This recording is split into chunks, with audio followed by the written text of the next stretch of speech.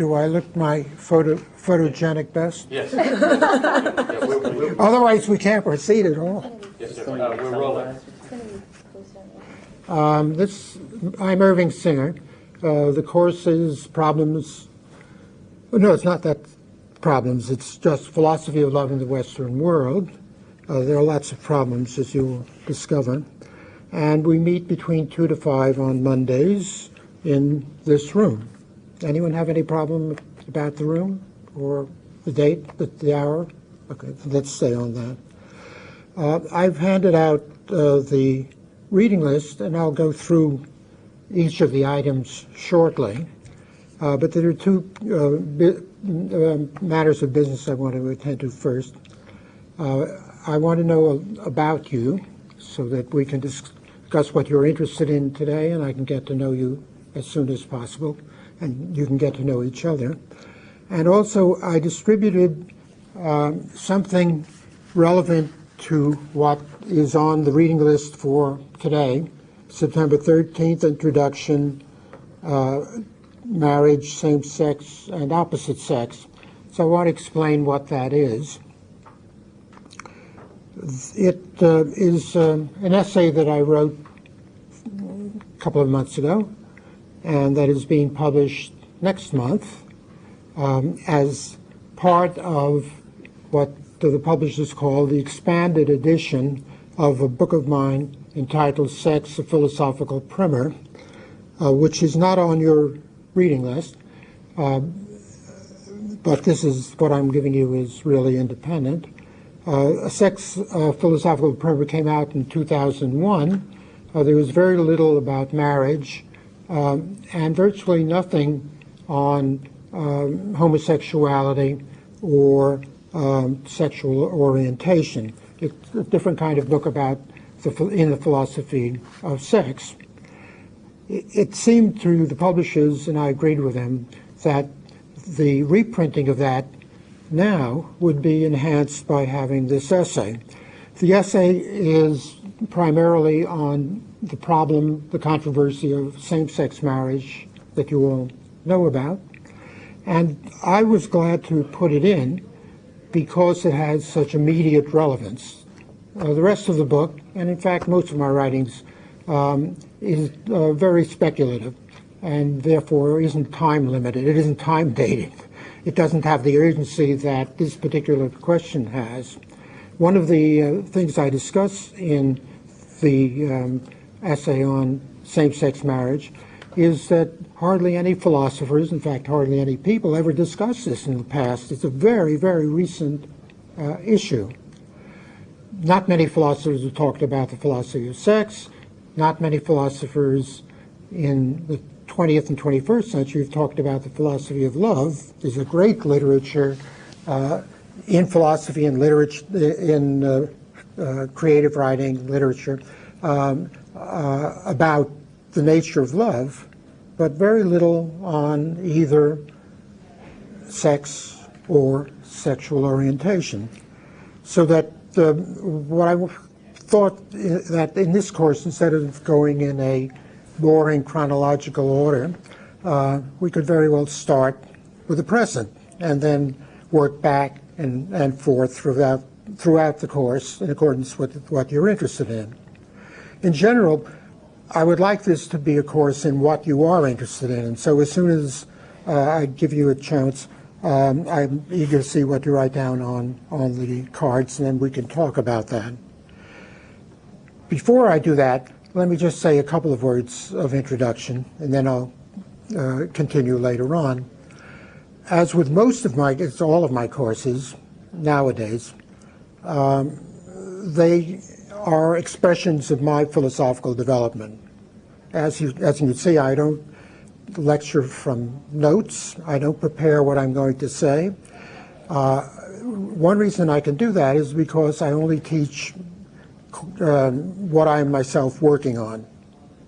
MIT has been very good to me in letting me avoid bread and butter courses needed to educate the young, which is a cause I believe in, but don't feel any desire to further anymore.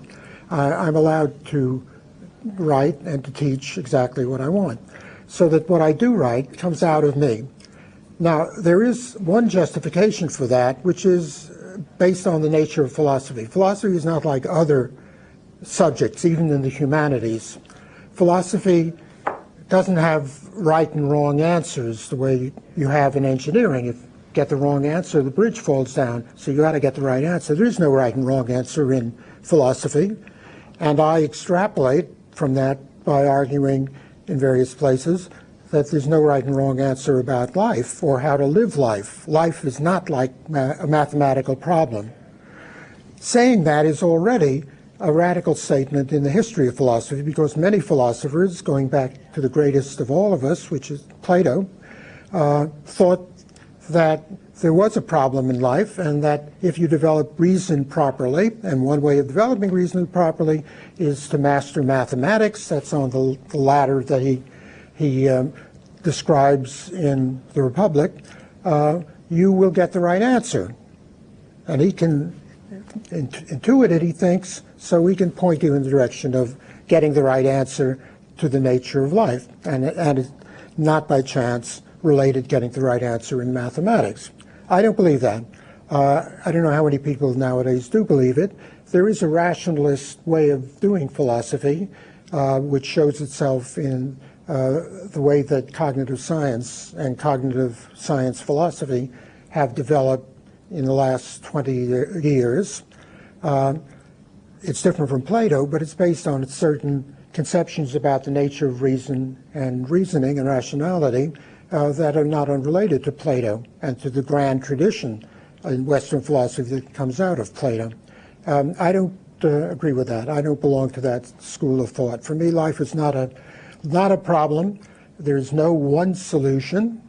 And from that, I derive a view that I, like others, call pluralism, which is that there are many solutions to all of life's problems, and living a good life means developing a solution that is acceptable to you and that you can get away with, because if it's acceptable to you, if you're, let's say, a psychopath, but not acceptable to anybody else, then you're going to have troubles with the rest of society. So that you have to not only be a pluralist in general, but a pluralist in relationship to as large a gamut of interests that different individuals might have from their own points of view. So it's a very sophisticated kind of pluralism, not because there is any one right answer, but rather because people can work out adequate solutions for themselves, and they can do it well, and they can do it badly.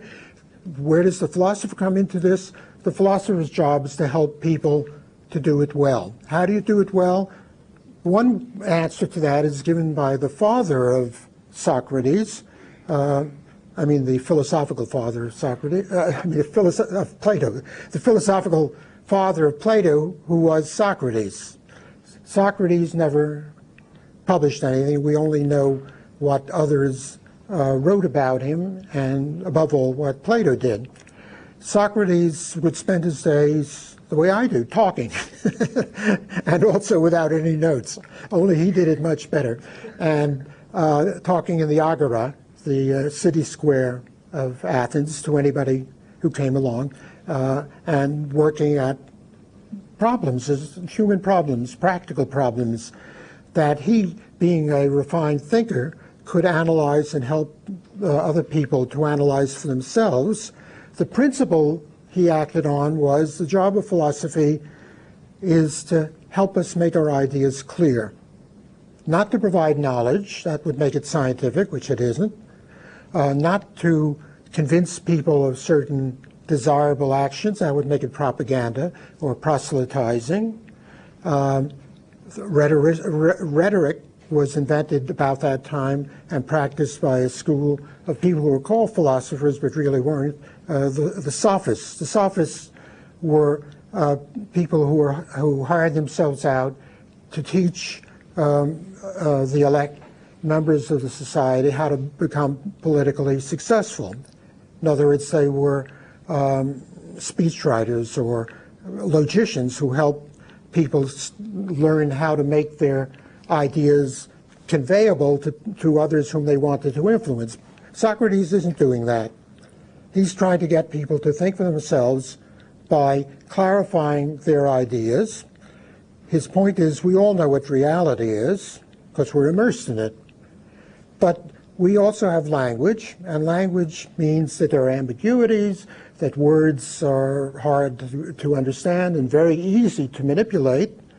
And consequently, what we need is someone, a logician of the sort that he was, to help us to straighten out our thinking by clarifying our use of language.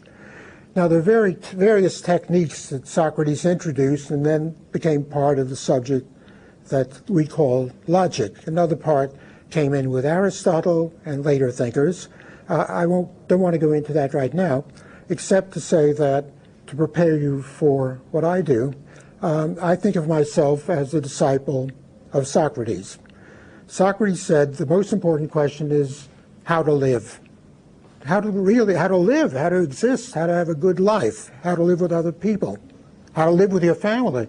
He had a wife who was notorious as a shrew, and there's one anecdote about her throwing the garbage out the window the way they did in Athens on his head, after berating him, and he said, I knew that after all that thunder there would be lightning, or rain, or there would be rain, something like that. I knew that after all that thunder there would be rain. But this is a problem that he's concerned with by getting us to clarify our ideas about what it is to be a family man, to have children, to have a wife. In principle, he doesn't tell you what conclusions to reach. Now, as a matter of fact, if you study the dialogues that are called Socratic dialogues that Plato wrote down, Socrates pretty well knows where he is going and often leads the audience, so to speak, to get to the conclusions that he has in mind. And sometimes it's disingenuous, and there are all sorts of questions one might have about the ultimate honesty of everything Socrates did. But in principle, the idea was to help people to make their ideas clear, because they all knew what reality was. What they didn't know was how to deal with it, given the language we use and the confusions that we as human beings get into all the time. In modern psychology, this is a truism that for all sorts of social and individual reasons we perceive differently. We use languages differently. We can reach conclusions, and that it's a matter of what's going on in us rather than what's going on in reality. And so the job of the scientist is to work at the structure of these confusions, and the job of the philosopher of the Socratic sort is to help us to clarify our minds, given our inclination to have these confusions. That's what I will be doing with you. That's what I do with all of the 20 books that are listed in that front matter that I gave to you. It's an attempt to work out problems that I face as a thinker. It's not autobiographical, it's not confessional, but it all comes out of me, and it comes out of my life. And if somebody knows the clues, the code, he can derive a good deal of my personal life. But that's not what I write about, and that's not what I'm interested in disclosing. I have this past summer written a volume of memoirs. That's all about me, but that's not philosophy. In the philosophy, it's something very different. It is personal. It doesn't purport to be scientific or to have any kind of mathematical certitude, but it might help some people, might not. I think of art I think of philosophy as an art form, comparable to poetry or music. It's a conceptual art form. To practice it, you need two ingredients, one of which is to be very highly trained in logic, history of philosophy, academic subjects of the sort that you have to study as a graduate student, as I was at Harvard and Oxford, and that as a graduate student, you have to excel in enough so that you can get a PhD, and you need the PhD as a union card, so that the people who don't have this kind of rational preparation are filtered out automatically. They don't get the union card, and so it's as if they are astrologers instead of astronomers. And I think that is important. It's not simply a question of talking about feelings that everybody has and life, what is it, in some abstract, general, maybe popularized way. The first need is to talk about it in a highly refined, highly trained way based upon reason of a special sort. That can be taught.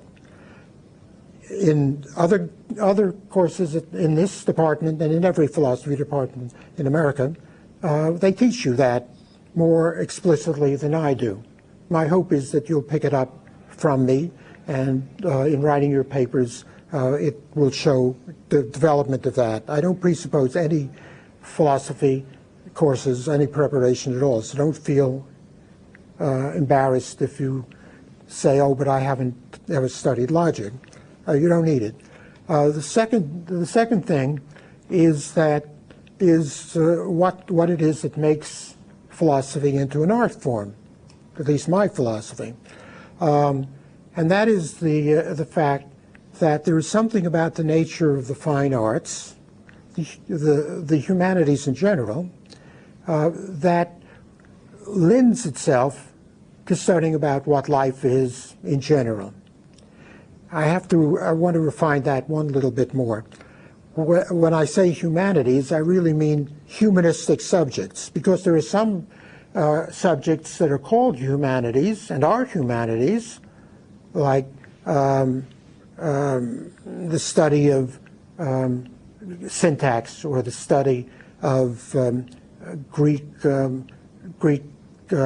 forms of poetry, just the forms. They belong to humanities, but they're not necessarily humanistic. They can be done in a very technical way that doesn't throw much light on what human existence and human interests and human beings are like. The humanistic attitude, which is more often in the humanities but are only a part of humanities, the humanistic attitude is concerned with the Socratic questions about how to live. Now, this is what is done by all of the arts in their own ways. The arts, too, of course, have two divisions. You can't do music just by humming any tune. You have to learn how to deal with scales. You have to learn a great deal of technical information. I was about to say you have to learn how to read music, but there have been great musicians, Luciano Pavarotti, for instance, the famous opera tenor who he's never learned how to read music. He's still a great tenor. And Irving Berlin, who, the songwriter you've probably heard of, he never learned how to read music. He would improvise on a special piano that was made for him. And Pavarotti listens to the arias he's supposed to sing and learns them, but he doesn't read the music. That's fine if it works. Nevertheless, there are all sorts of technical things about the nature of pitch and about the use of the voice. In the case of Irving Berlin, about chord structures that you have to acquire, or else you wouldn't be a musician. At the same time, there's something in music and in poetry and in painting and in architecture and sculpture, rug weaving maybe too. The panorama of arts is much greater than most people realize, that goes beyond the mere technique. If you limit yourself to, you're a composer who limits himself to technique, you're not going to be a great composer. You're more likely to make studies, like studies for the piano, exercises for the piano. You can do that with knowledge of technique. To be a great composer, you really have to have a way of seeing the world, a way of feeling what it is to be a human being who both sees and hears the world, a way of conveying your musical ideas into the feelings of people who may not be musicians, and in that sense conveying your own feelings. All of this is humanistic rather than merely being a branch of the humanities. All right, what you'll be reading, because a lot of what you read is from me, but it's true of the others as well, is a series of humanistic approaches to questions about the nature of love. Well, maybe I should stop right here, because I can talk endlessly, and I do want to get to know you and give you a chance to make out your cards. Oh, you have the cards. Could you follow these instructions? First, put your last name first. No, I'm sorry. First, put philosophy of love.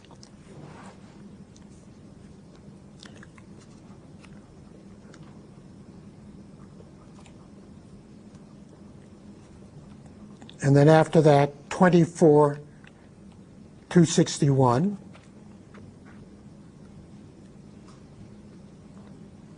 And after that, fall 2004. On the next line, your last name, written or printed so I can read it easily.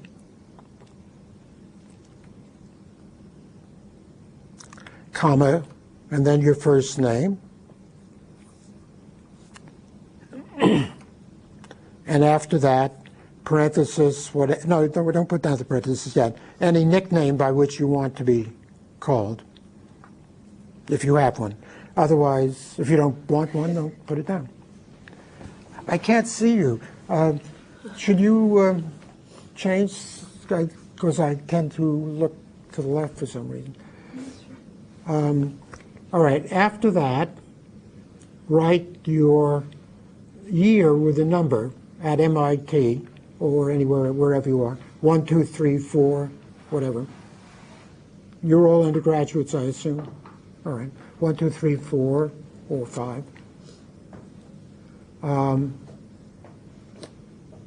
If you're not at MIT, write, you're at Brandeis, so write Brandeis.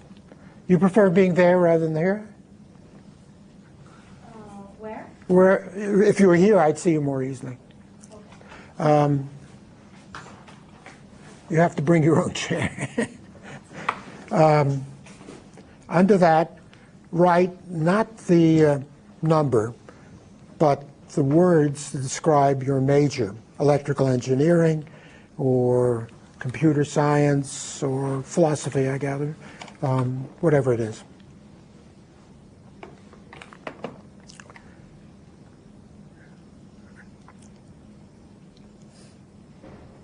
You're ready? Under that, write your local address, if it's like fraternity or dormitory, or if it's not the street address that you live in. Any place where you can get mail that I may be sending to you, like your papers.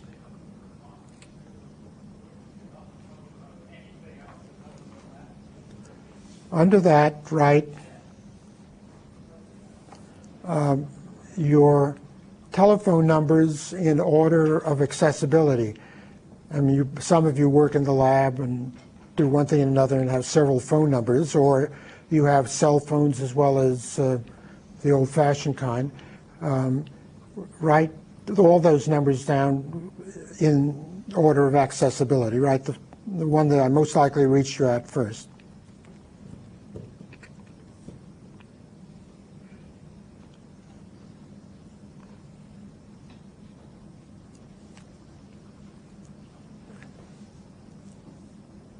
Did anyone write down a fraternity with just the Greek letters? Oh, you give the street address. That's good. Oh, your email address. Everybody has an email address. Someday they'll throw away social security numbers and only use email addresses, I think. Or you'll get one at birth. Under that, any courses that you've taken that are in any way remotely related to this one, so I'll get a feeling for what your preparation is. But as I said, you don't need any preparation to get into this course.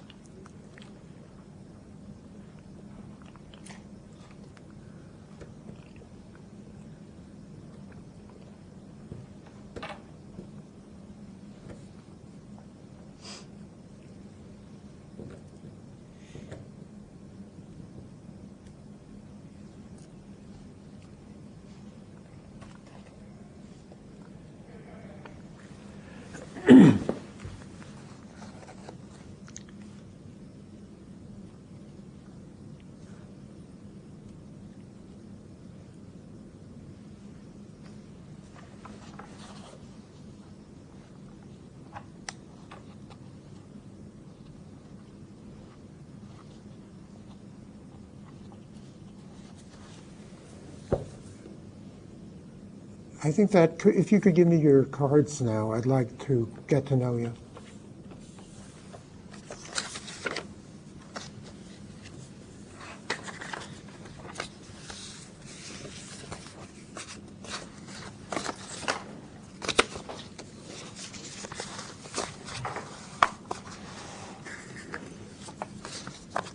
Why don't we start with you, because I couldn't hear everything before. So I'm an alumni from Brandeis. I graduated last May, and I studied philosophy there. And I'm just living in Start again. So I graduated from Brandeis. I studied philosophy and European cultural studies. So I'm just sitting in on this course. That's fine. And I've tell me your name. Dmitry Krasik. Oh, that's right. I remember now your email message.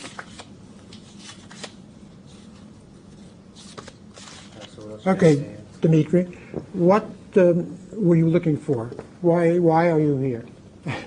like the philosophical question, right? Sure, I certainly agree with you. I think philosophy is about trying to get a sense of what the good life is, and I think love is one of the very powerful questions in that. And I've thought about it a lot and read. Hold on just one minute. Can the camera pick him up? Because his voice is very quiet. I can hear him. It'll come across? No, I can speak I up. can hear you fine. And therefore, the audience worldwide will be able to hear him, right? Okay, go ahead. I was really taken with Plato's account of love in the Symposium in Phaedrus, and I think it's become something of the foundation for my thinking about ethics and other things as well. I can elaborate more sometime later. You didn't do graduate work at Brandeis, did you? No. What did you major in? Philosophy and No, I mean, no, I'm sorry. No, I didn't. No, I don't. You told me that. What I meant was, did you write a thesis, and yeah. What did you? Actually, what area of philosophy were you concentrating in? It would be difficult to exactly pin it down to some subject like philosophy of language, but the thesis was called Eros and Language. Eros and language. That's yeah, interesting. Yeah. And I was looking at this tension between, in German it's Erfahrung and Erlebnis. Maybe you know this distinction. Yes. But or maybe in the way you put it in your essay, it's erotic love versus marriage, which is kind of a social versus math. Marriage. Marriage. I'm sorry. Which is kind of a social conception of love or political love. Do you want to explain the German words for those Sure. who may never have heard this? Yeah, so we actually have this distinction in English. Both of the words translate into English as experience. But what we mean when we say experience, there's actually two things. One is somebody gains experience or has experience of something. For example, if you're a shoemaker or a cameraman, something like this, you have experience, which is a certain system of understanding something, a way of dealing with the world. So that's Erfahrung. Erlebnis is when we say something like, I had an experience, or I went and this was a real experience. And we mean by that actually the opposite. We mean something that was outside of our system of understanding, which we now have to deal with. So eros is maybe the quintessential Erlebnis, or experience. And language is Erfahrung in a lot of ways. Maybe that's what I want Well, to but explain. poetry would be more like Erlebnis, Maybe leading to it. leading to it, right. Yeah. Do you know the work of the great American philosopher John Dewey? No. You didn't study that at all. When I was young, he was what was called the dean of American philosophy. And in fact, at Harvard, I wrote my undergraduate thesis, pretty long, 125 pages, I think, long for an undergraduate thesis, on his theory of value. And for me, he was a great model. He was about 90, getting close to 90, I think. He died in his 90s. And he was a man who did everything. He was on social committees. He was very active in daily life. He created schools and, in fact, invented progressive education in America and wrote books about that. So he wrote in philosophy of education, but he also wrote a couple of books on logic, on knowledge, epistemology, on everything, and a great deal on moral philosophy. The reason I mention it is because he also had a book on aesthetics, which he wrote in his middle 70s, I think, and originally as a series of lectures at Harvard. He had most of his life he was a professor at Chicago and then Columbia, where he is still celebrated as the great man. The book on aesthetics is entitled Art as Experience. So it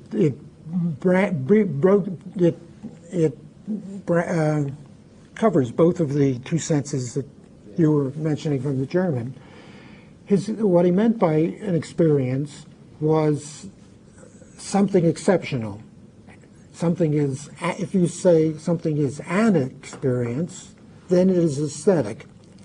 And being the radical empiricist that he was, one of the great pragmatists in the company with people like William James, he insisted that that was the meaning of aesthetics. Aesthetics wasn't something apart from ordinary life, but rather it was an aspect of ordinary life, of practical existence, that had to be analyzed in ways that were different from anything that was traditionally being done. Aesthetics began in Germany and was treated in very abstract ways until the pragmatists and then 20th century empiricists and people like me started doing something very different.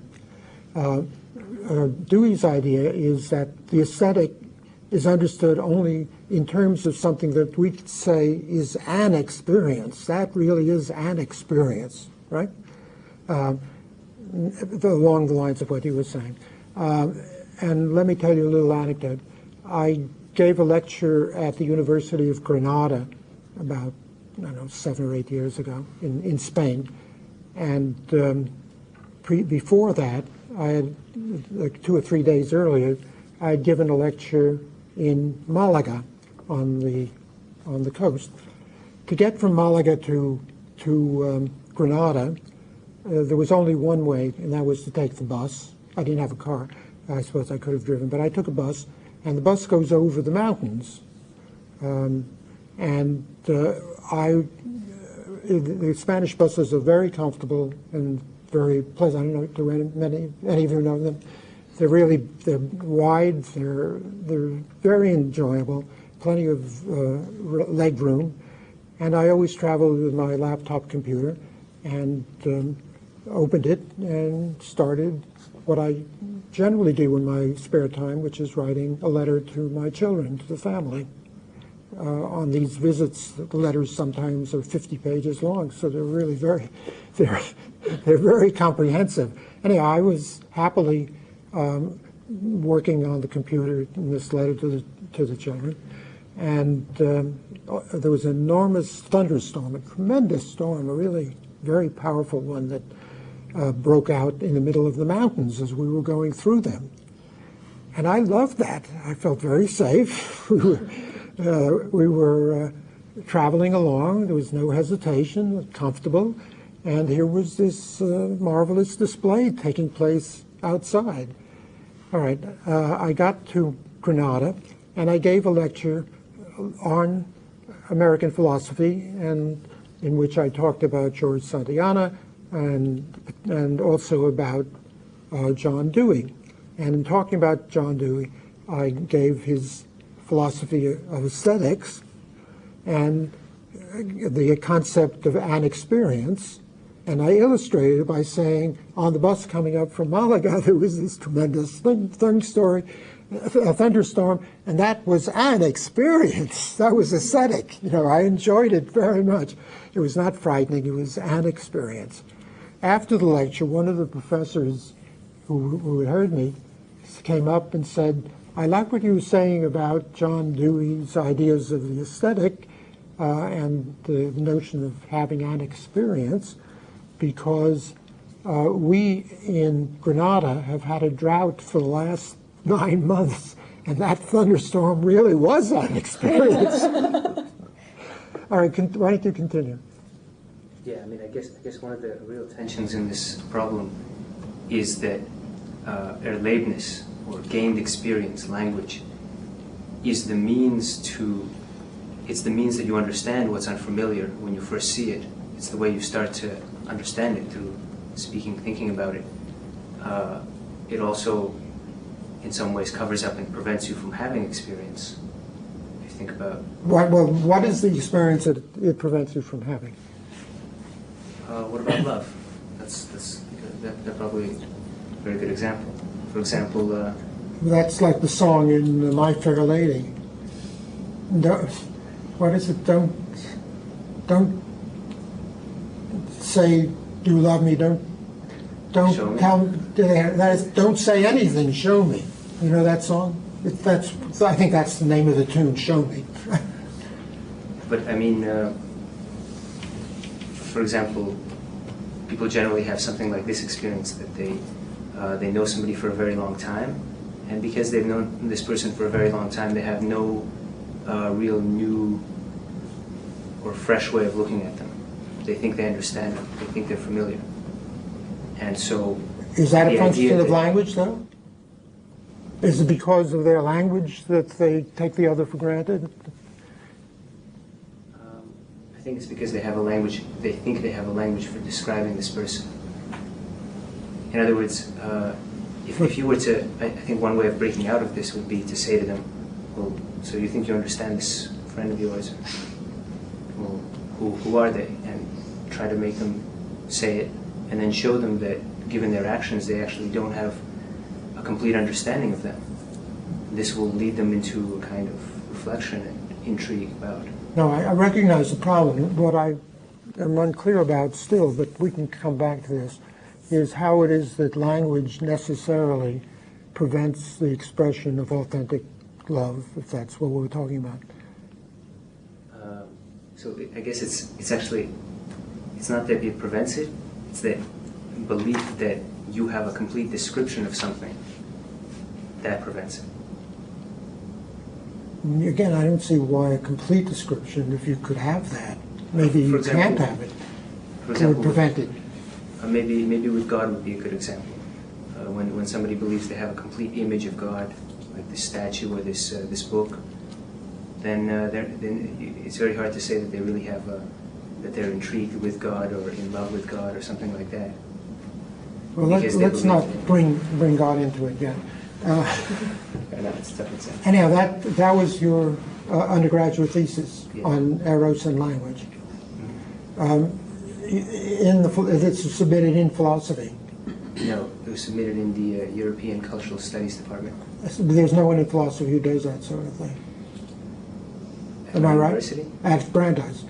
No, I mean the head of the European Cultural Department was my advisor because. No, I'm not he surprised, was and much more- it's not a reflection on Brandeis. I'm the only one at MIT who does it. Brandeis is very analytic. There's nobody at Harvard who does what I do, and in most American universities, it has been the case, which is now changing, to my surprise and delight, that questions about the nature of feeling, which includes love, friendship, sex, questions about human relations of those sorts, are not philosophical issues. That you can write about them in your spare time, but if you want to make that into a philosophical theme for your speculations, you're going to endanger your profession. I mean, your professional standing. In other words, you won't get a job if you write a thesis, a PhD thesis on one of those subjects. If you write it on details of cognitive science nowadays, or previously logic, or philosophy of language, that is respectable. You can be dreary, but it'll be acceptable and you'll get a job. If you write a brilliant thing, not that it's necessarily be brilliant, I mean, even if it's a brilliant thing on those areas, you'll have a hard time surviving. So I'm not surprised that there may not be anybody at Brandeis. I haven't heard of anybody at Brandeis who does I think I might have to go into German literature after all. Well, people in literature, German above all, maybe because in recent years, in America at least, many of the faculty members are women. They realize the importance of what women can contribute much earlier than many other fields. So at Harvard, I know quite a number of women at MIT who are in German language and literature. And I think partly because German literature lends itself to this, but also because women have been wiser and more sophisticated about these problems, that they would be amenable to dealing with them at that level. Trouble is, women were excluded from philosophy, and consequently, it's only the very most recent group of young women who would do philosophy of love or sex. So there aren't as many as there are going to be, I'm happy to say. Anyhow, go ahead. What else should I say? No, that was fine. Anyone want to talk to Dmitry about what he was just discussing? Well, I guess maybe I say also that I taught a class on a very similar subject at MIT for high school kids through the education program. It was on Plato and Shakespeare and Nietzsche's and Hermann Broch's conception of love. Where do you take this? I taught it here. Oh, you taught it? Yeah, for high school kids. Oh, high school kids, that's right. You mentioned that in There's your... an education program here for Good, during good the for you. summer as I'm well. glad to hear that. Why don't... I'll find the card as we go along. Why don't you tell me your name? Don Jacob. I'm a senior here at MIT. I'm trying to fulfill my concentration requirements, and I thought that the philosophy of love is kind of the most interesting one of all the topics I could have chosen from, and also probably the most pertinent to everyone's life. Let me... You're Donald Jenkins? Yes. Okay. Go ahead. That's it. Not as colorful as him. Well, apart from meeting the requirements, what were you hoping to get out of the class? I don't know, probably a few more. I mean, I have my own outlooks on love, but For instance? I don't know. You can ask a more specific question. Have you read anything that would be of interest to the class that you want to talk about? No. That's all right. You will talk about it later. I predict.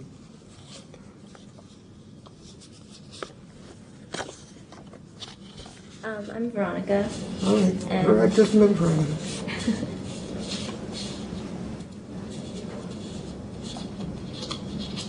You're in biology. Yes, and I'm a senior here at MIT as well. And I actually didn't really know anything about philosophy till I came here, and then my freshman year I took the intro philosophy class, and I got really interested. spark went off or something. So I've taken a couple of other philosophy classes since then, and then actually the reason I decided to take this class was because at the end of the year, MIT Libraries sells like books for really cheap, and I found your Pursuit of Love and started reading it over the summer, and then I saw that you were teaching this class, so I thought it would be interesting you don't have to be able to talk to you about it. It's an economy, you don't have to get another copy. I know, so that's kind of, I guess, mainly the reason that I'm here, just because I was kind of interested by, and then I realized that you were actually teaching the class. So did you say you read the book? I read about the first half. Oh, well, okay. The point is, you can read the second half. Yeah. Yeah, so now it's like, and it'll this. be fun reading for me. Also, you will get a context for that book. Later on, in order to show you what's going on, I'll talk about the place of the reading in my case at least, because there are other authors, my own development. The Pursuit of Love, which was published in 1994, has a very special niche. I'll explain that to you later. Do you want to say anything else about philosophy or what you want to get out of it? Not really, it's just kind of basic. No, that's all right. What intrigued you in your first class in philosophy? I don't know, I thought that everything, I liked the idea of being able to break down a problem and look at it more just in the way of, I guess, the humanistic feelings and how, everything doesn't have exactly a right answer, because I guess coming here, we're at MIT and, that is kind of what you get everywhere, the right or the wrong, but the idea that there's so many issues in life that you can look at in so many different ways, and I don't know, I guess I've just never really been that type of person. I've always been very straightforward, it's like, this is what I'm going to do, this is not what I'm going to do. And the idea that those aren't always the options, I guess, was kind of interesting. And then I took metaphysics, which was... Which was fine. That was almost a little bit too much, I guess, for me. Which means it was too much. It was, more along the lines of, what is an object and how, and that was even harder for me to grasp. So I think being able to take a class more like this, where it is going to, I guess, go back more towards, dealing with life and, more pertinent things to how we live. But is that the course that Sally Haslanger teaches? And when she's interested in what an object is, am I wrong in thinking that it's because she's concerned about the nature of objectification, and that women have been objectified, and that therefore that's a problem from within feminist philosophy? She didn't really bring that up too much. I think if she would have done that, I probably would have been able to place that a little bit more, and been able to understand it a little bit more. But no, it was very almost scientific in the way she approached it, and I guess that was kind of what was hard for me. It's because I wasn't looking for that in the class. I was, wanting something a little bit different. Right. Well, I hope you will find it here. Tell me. I'm Miraida. Mireida. Is that right? Did I say it right? As if the I doesn't come in? Mireida? Miraida. Miraida. I Yes. say Miraida. Yeah. And is Gonzalez the last name, or I'm Vega? Well, Vega, it's hyphenated. it's Vega Gonzalez. Well, I don't hyphenate. I'm Hispanic, so it's like Vega's my dad's last name, Gonzalez is my mom's last Oh, name, yeah. and women don't change their last name, so I just keep both of their last names as my last name. Well, And my kids will have my last name in the difference. originally it would have been Vega y Gonzalez, wouldn't it? May argue, Vega. is it Mexico the country? Which is your country? We just do both last names, and then when I get married, I would keep both of my last names, and I would do they, my husband's. So I would then have three. Which country? I'm from Puerto Rico. From where? Puerto Rico. Puerto Rico, so that's Americanized already. No, I think in Spain it would have been Vega y Gonzalez. Oh, okay. And you're in mechanical engineering, and you're also in the 4th year. Yes. And you've had theology at MIT? No, I I've went to Catholic school since pre-kinder to like I graduated. So once you're past 6th grade, you just do like theology all year, every year until it's your senior year. So you go like very much into like. Were the schools taught by Jesuits? Yes, well, some of them. It was like the parish. Is that right? The parish was like an open one, so like we had different types, like different order of priests. In Puerto Rico. In Puerto Rico, yeah. The Jesuits are the most learned order in the Catholic Church, and the ones I've known, when some of them were in graduate school with me, were extremely well trained and academically very learned men. And so I always felt that that would be a good way to get a rigorous education if you could somehow expand beyond it. But that would be a matter of faith, and so I'm not, I never resolved that question. They were very, like, I came here and like every time I'd be like, oh, I went to Catholic school, I was like, oh, you have like definitely like this is the way it is and this can't be that. But they were very liberal thinkers. Oh, well, yes. In America, Catholicism has been very open and liberal. I think that we're just like beyond liberal because they were very much into like teaching it for like teenagers like this. Well, in American philosophy, one of the big issues of the 19th and early 20th centuries was the harmonization between science and religion. And it was a problem for the dominant culture, which was Protestant, because of an inherent conflict. If you were religious, then that would tell you the truth, like as for fundamentalists, whereas scientists would say something contradictory. And the Catholics tended to be much broader about that. Their idea was, what's the conflict? Science tells you the truth because the truth is about nature and God created nature, and therefore there is no inherent split. Right. If that's the criterion of being open and less hidebound, the Catholics were much more open than the Protestants were.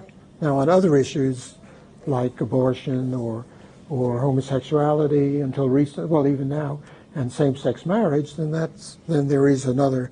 Those things don't work out exactly that way. But in terms of the traditional problems in philosophy, the Catholics weren't necessarily as narrow-minded as people think nowadays. And what can we do for you? Well, I took an intro class, and like it was pretty much like a little bit of everything.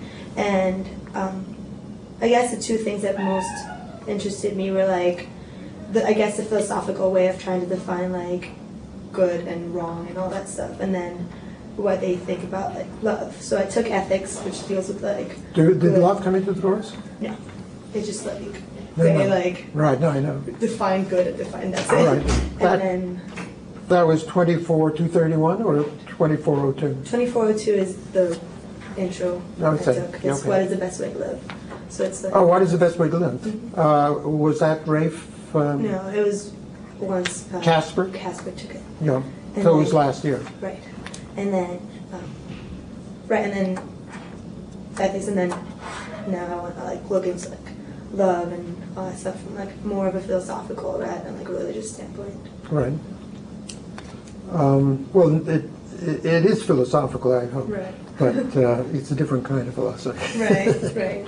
So I just wanted to, like those were the two main issues that interested me when I took the intro class. So now I wanted to be like, okay, so I took this, then I want to take this one. Great. Wait a minute, I can predict what your name is.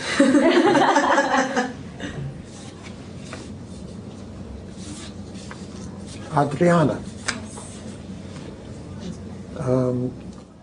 Tabonar. Is that right? It's Tajonar. Tach. Yes. But it looks like a V, but it's pronounced. Oh, it's a J. Oh, I see. Takona. Okay. And you don't write the year you're here, do you? Oh, I wrote it. Oh, 3. You're 3. You're a junior, and you were in biology too. Incidentally, Adriana and Veronica, when you study biology here, it's not human biology, is it? It's molecular? There are human biology courses, but I think most of the time if you're a pre-med student, you tend to take most of those.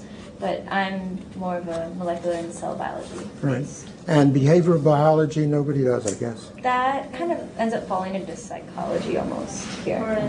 Oh, you can Or do, brain and cognitive sciences. oh, so you can do ethology and behavioral biology in somewhere at MIT. Yes, that's.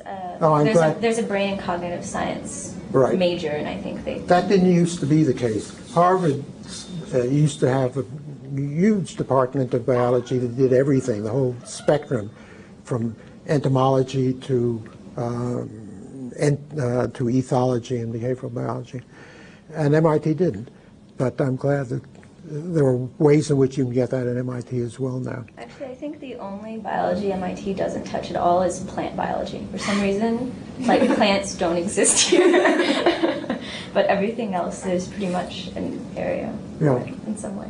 My wife majored in biology at Harvard as an undergraduate, and that's where I met her. And she left after she had done her thesis on what is it, Discoidium, I forget the name of the plant that she was working on that didn't interest her or anybody else, I think. She was disgusted and felt that studying biology, the trouble with studying, you used to say, the trouble with studying biology is it doesn't tell you anything about life. And ever since, she has developed a great deal of sophistication about behavioral psychology, primatology, and the ethology, and that for her. And then I acquired the taste and sophistication thanks to her.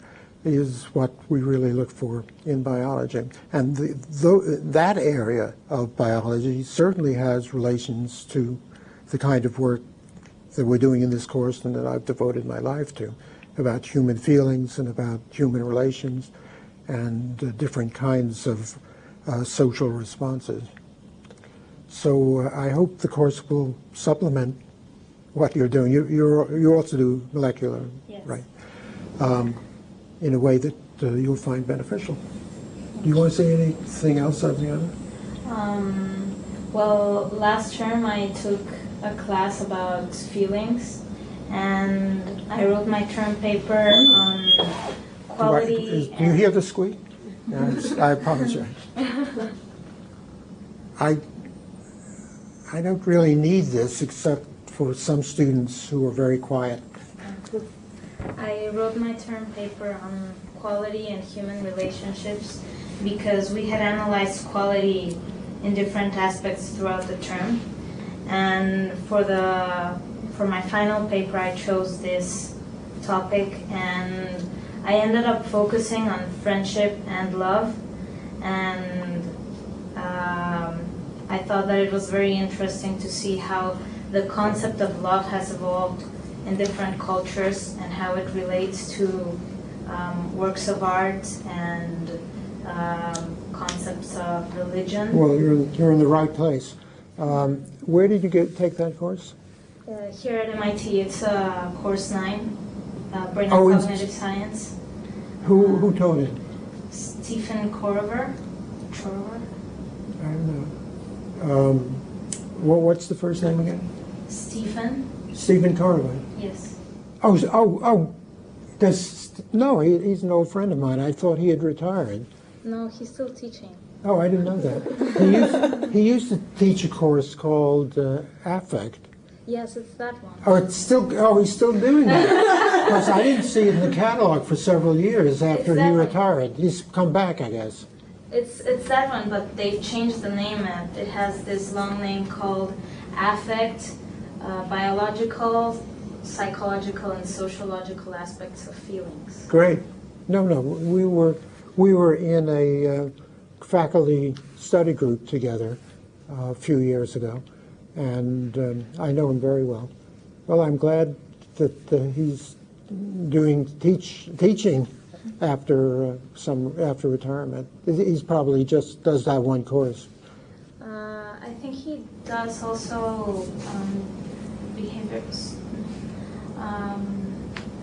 I don't remember if behavioral psychology or sociology, one of the two, but I haven't taken that one. Right.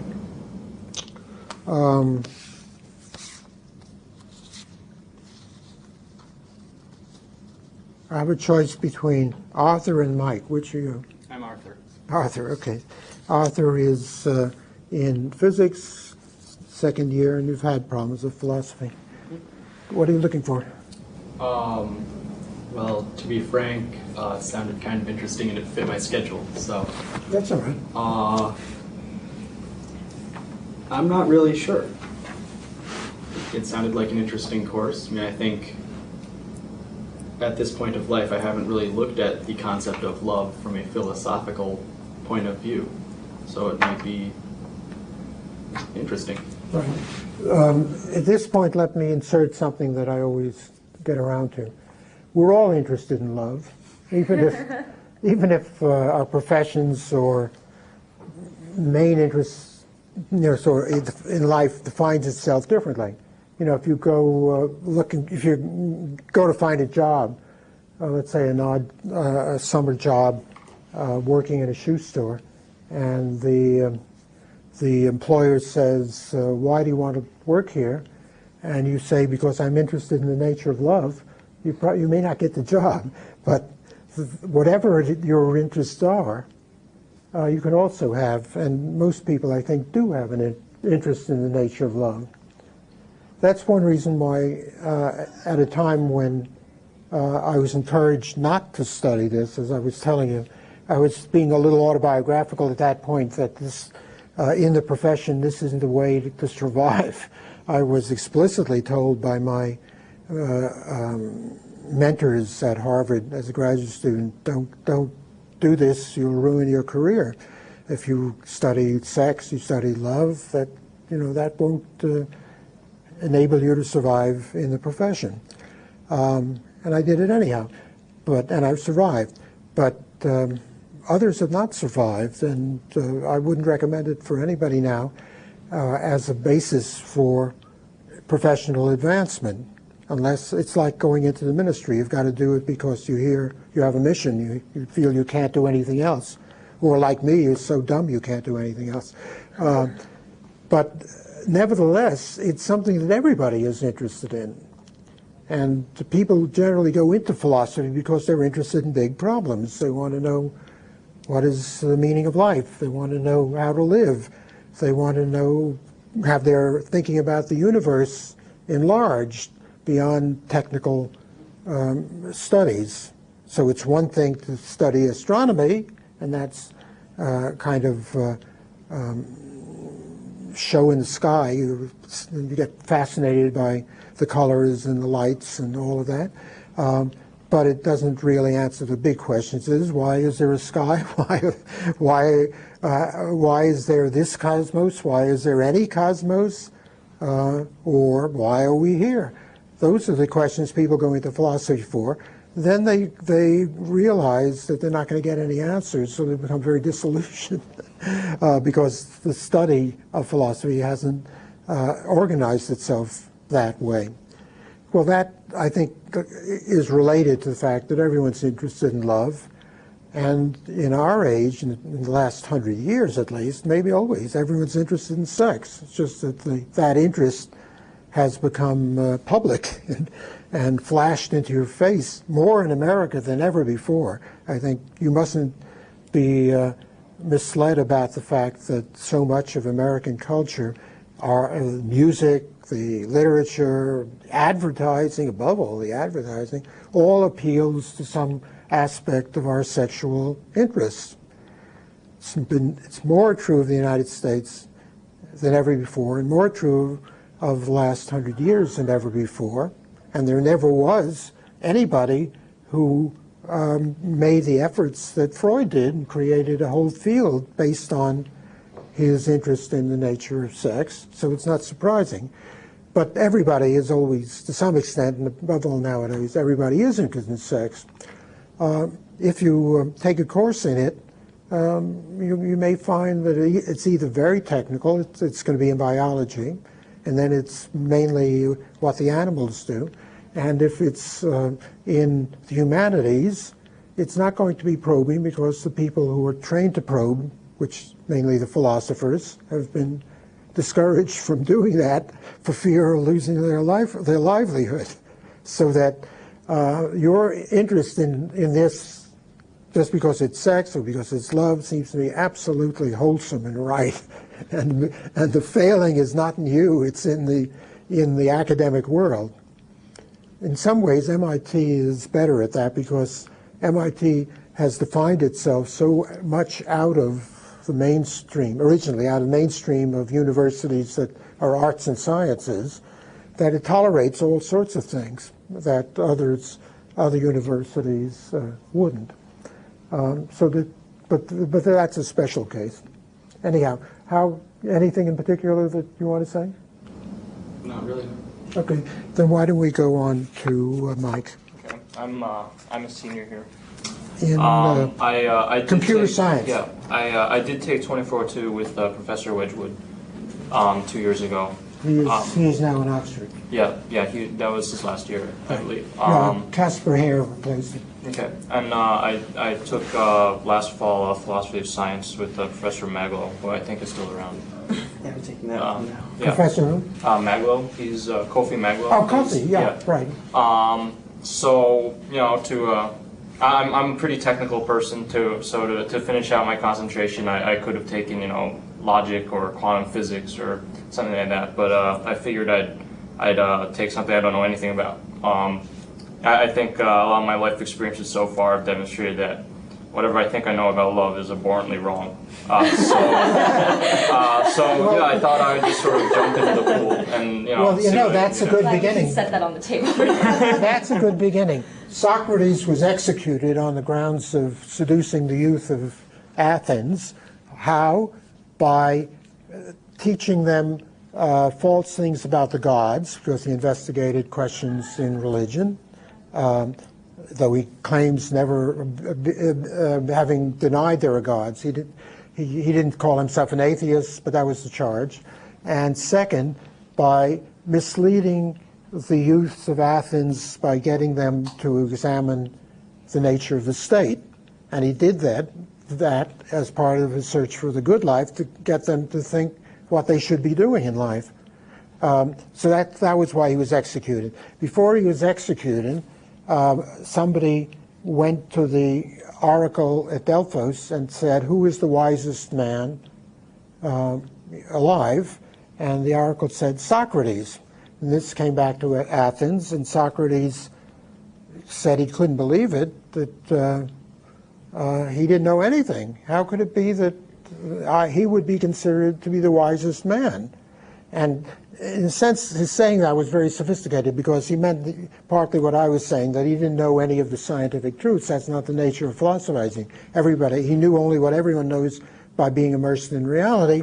It's just that he had this ability to examine ideas, and people could use that to live a good life if they wanted to, and if they did it on their own. So he said he was confused. All of this comes out in his speech to the court, which Plato recorded in a dialogue called The Apology. And it's not at all apologetic. Socrates refuses to apologize. He says he's falsely accused. He even says instead of being executed, he should be rewarded. They should build a statue to him, because he helped keep Athens' free spirit alive. In any event, in that description, in the Apology, he says that when he heard what the Delphic oracle had said, he went around to all of the successful people in the society, the poets, the sculptors, the craftsmen, and he asked each of them, tell me, what is it you do? And they didn't know. They knew how to do poetry, but they didn't know what the nature of poetry was. They knew how to make statues, but they didn't know what art was. And Socrates he said these people seem to have a knack, as he called it, but they have no knowledge. They don't know the bases of their important activities. And then he concluded that maybe that's what the Delphic oracle meant, because he knew that he didn't know anything, whereas they thought they knew everything, and therefore they knew nothing. And the one thing he knew was that he did not know anything, and that seems to me the right attitude to do philosophy, to realize how little we know and how important the investigation is. That's the point, that you're not going to learn facts. You're simply going to deal with ideas and concepts and language in a way that some people may find helpful, but it's the doing of it that's important. So it's like an artwork in that way. And at getting beyond Socrates, what I would say is these great poets and playwrights and sculptors and all those, they weren't wrong in showing how little they knew of their art, because they knew how to do the art. They didn't know what it was they were doing, but they did it nevertheless. And that was the basis of their genius. You don't have to be a great philosopher to turn into a Mozart. Mozart is a good example, because Mozart, who was this stupendous genius, was not a literary man at all. He's the sort of person who wouldn't read books. He was very, very intelligent, but it isn't a kind of literary, academic, humanistic, or even, well, humanistic because of the music, but otherwise not a philosophical, conceptual brilliance. But that's right. That's all right. He didn't need that. It might have gotten his way. What if he had ideas that convinced him that he was doing his music all wrong? Better that he did it spontaneously, turning on the faucet in his case and letting it pour out. It doesn't mean that you can't also be an intellectual. Beethoven, for instance, who was in the class of Mozart, but very different.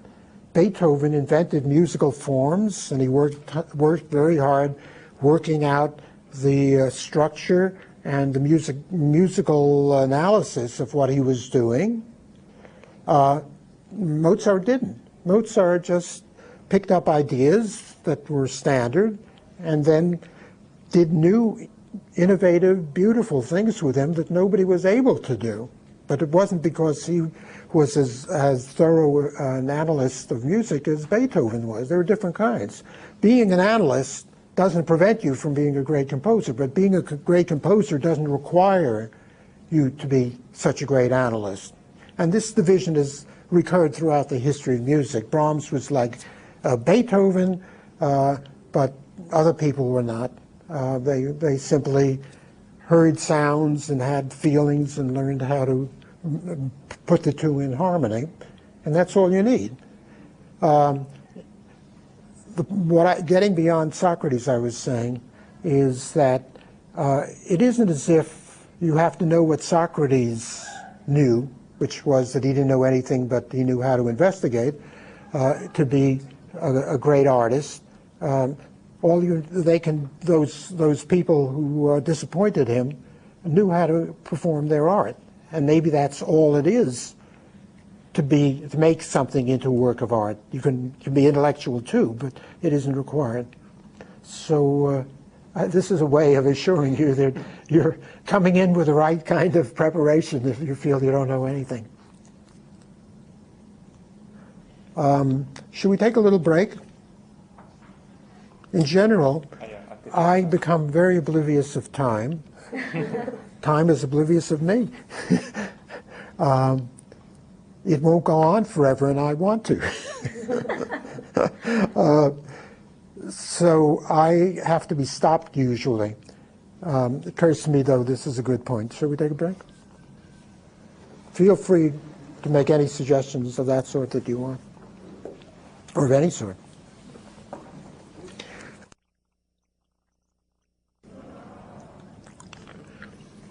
What I want to do now is to go down the reading list with you. I don't know whether you have had time to study the paragraph at the bottom. That covers most of the mechanics in the course, and this is the time for you to tell me if there's any problem with what you read there. Your attendance is very important because I want to keep this as a workshop, and you can't fit in and out. If you miss one meeting, you're missing the whole week, and just doing the reading is not enough. On the other hand, I'm not going to be controlling your reading in the sense of giving you exams, but I hope that you will do it, preferably before the date that it's due, but if necessary afterwards, and come in honestly and say you haven't done it, and then we'll work something out in the hope that you'll be encouraged to. But I'm not going to give you electric shocks. The requirements are then this perfect attendance and the two papers. The first paper is described. The second paper I'll explain to you later on, and I will help you in class with both papers. It's part of the work of the class. The paper should come naturally out of you because of what's been happening to your mind, the way it's been developing. That's the function of this class, not to give you an awful lot of information, not to force you to read thousands of pages by Irving Singer, not to enable you to talk at cocktail parties with a certain degree of sophistication, but rather to develop your own ideas in your own way, and that will be a function of how honestly you treat the material and how well we're able to make it important for you. So don't worry about any preparation or lack of preparation that you have now, or the writing of the paper, or the topic for the second paper. We'll work that out in class. Okay? Everyone's read the paragraph now? You all agree? No one's fainting away? Today, I wanted to give you the introduction, but I also wanted to call your attention to marriage, same-sex and opposite sex, because that's not something you can buy. As I told you, it will be part of the enlargement. They don't want to call it enlargement for good reason. The expansion, the expanded edition of the book Sex, a Philosophical Primer, which will come out next month in October, and which you now have the page proofs, the final page proofs. And the reason I wanted to start with that is because it has such immediacy, and it's something that is very close to my heart, sort of the way, like all parents, the youngest one, the mother's, the baby of the family is what's loved best. Something I just finished. It's very recent. But more than that, in relation to what we were saying in the first half of today's meeting, it doesn't deal with subject in a way that fits into any one academic pursuit. And the way it was written is very relevant to what this course is about. The issue was alive 6 months ago, especially. Not very long, maybe a year, but that's a real active issue for the whole country fairly recently. And so I was interested in that, the way I would be interested in important events. And then it occurred to me, here I've devoted my whole life to studying love and sex and married love. there must be some way in which I can contribute. There must be something I can do, and that I can do as a philosopher of the rare sort that exists, because hardly anyone in philosophy does much with love and sex and the rest. Why aren't I doing that? What would John Dewey be doing? I don't know if any of you have heard of John Rawls. Have you? Well, John Rawls was a very close friend of mine for about 50 years until he died. And at a time when I had power at MIT, single-handedly almost, there was hardly anybody here, I appointed him to MIT. He was here for 2 years before he went to Harvard. And he's always been to me a model, an older brother of the sort that I would look up to for sheer honesty and strength of purpose. And so I said to him, what would Jack be doing? And then it occurred to me, what would Jack be doing? Jack would be doing exactly what he did when he wrote a chapter in the one book for which he's most famous, A Theory of Justice. Some of you have read it, or you haven't read it, but you know about it. That was his first book, a chapter in which he talks about segregation in the South. And if you study that chapter, as I did when it came out, I read every word of the book and talked with him.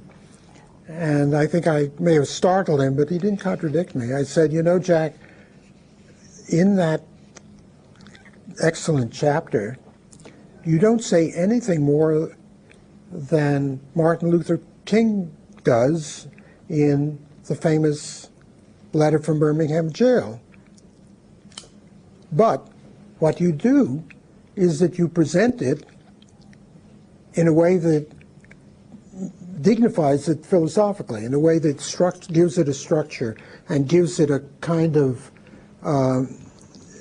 place in philosophical thought that King's letter doesn't. Now, it's interesting. King was a graduate student in philosophy and theology, I guess, but also in philosophy at BU. That's where he studied. And so it isn't as if he didn't have origins in philosophy, but by that time he was not a philosopher. He was a man of action. And what Jack was doing there, I thought, was just what philosophers should do, which is involve themselves in practical issues, but do so from the point of view of this special expertise that John Rawls, one of the best there is and was, had, and that other people would not have. So it occurred to me, why shouldn't I be doing that with sex and love?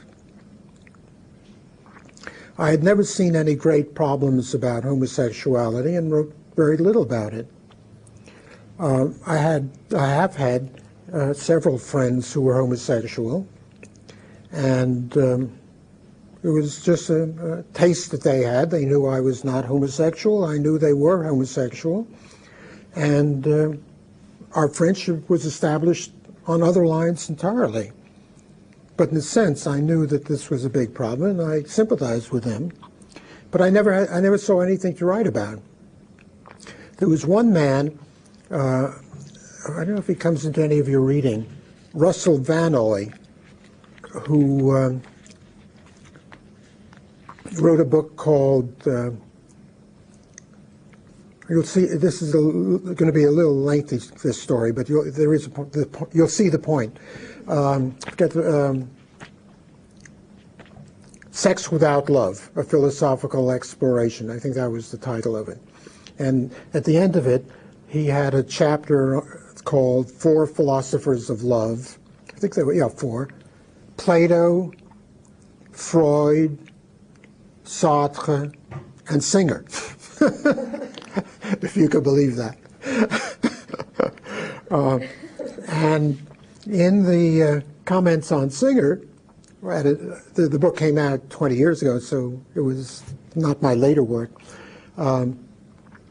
He made criticisms and attacked me which is all right.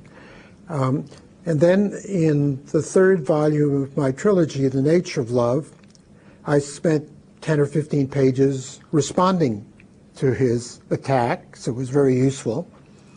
Thereafter, there was a 3-day symposium on my work, and that ended up in a book called The Nature and Pursuit of Love, The Philosophy of Irving Singer, edited by something else, with all the 20 papers, 25 papers that were written. There were 25 papers, but only 20 got into the volume.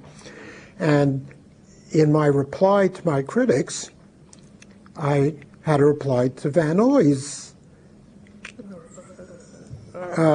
paper, which, in his paper, he was responding to my critique. You get the idea. There was this ricochet. First he attacked me, I replied, then he attacks my reply, and then there I attacked his reply, right? And it was fine. The point is, I didn't have any idea that he was homosexual, but at some point, I said to him, "What are you doing?" And he said, I'm writing a book on the philosophy of homosexual love. And it occurred to me, really, I've never read anything like that before. What is the philosophy of homosexual love as opposed to anything else? But it occurred to me, if you are homosexual, and I gathered then that he was, and then it was open between us, that's just right. That's just the thing he should be writing about. As a homosexual, what the philosophical problems are. And so I really encouraged and told him I'm eager to see that. But I myself had never done anything about that. It just wasn't a live issue for me. Anyway, the various, little things came out, but nothing much. And so the reason I wanted to do this was to see how, from my point of view as my kind of philosopher, with my knowledge of philosophy of love and sex, I could contribute to the nationwide furor. And not as well as John Dewey, not as well as John Rawls, but doing the best I could. Now, if you start with this, you won't be prepared for everything of mine that you're going to be reading. But I think it'll be a good place for you to start, and I'm eager to spend as much time on it as possible. It's just that I didn't leave a separate week for it, and so what I finally thought was I'd give you the copy today, and tomorrow we can, a week from today, we can talk about it together with the first 43 pages of The Pursuit of Love. Now, Veronica doesn't have to read that, so maybe, you should give a presentation. That was something I want. Would you like to give presentations, or would you rather not? Sometimes people do prefer not to, sometimes they don't mind, sometimes they like it. The advantage of the presentation is that it keeps me from dominating too much. Because I've written 2,500, 3,000 pages on these topics or related topics, and I can just go on until I've, bored you to death. I can do that quicker too, but so would you like to take over by having the presentations or not? A presentation wouldn't have to be written out. It's nothing you'd be graded on. It would be part of the seminar workshop atmosphere, but it would focus on discussions that the class could all develop further. In the past, when I've done it, and then in the evaluations, students seemed to like it or didn't complain. But one said, I didn't like those presentations because they encouraged me not to do the reading. No, that's not the idea. The idea is for you to do the reading and then pick up on something that one person who has devoted him or herself to that work's reading will be calling attention to from your point of view rather than from mine. Should we try it at least? If so, I recommend Veronica because the others are expected to read the pages of The Pursuit of Love, which are not hard to read and they're not too numerous, so it's not too much to read both them and same-sex, the marriage thing. But, okay, shall we do that? So this is kind of more of a discussion leading. What you should do, no, let me tell you, don't feel that you have to summarize it so for everyone who's never done the reading because they had problem sets. What you do is single out things that look to you especially interesting and important and develop your own ideas as much as possible along those lines so that other people can attack you. can make, no, I'm joking. You're all very polite with each other, but other people can chime in. Did that help?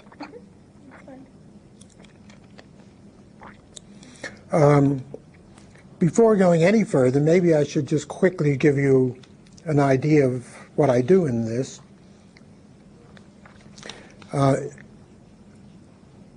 I make it clear that I'm writing not as a partisan or a critic, but as a philosopher.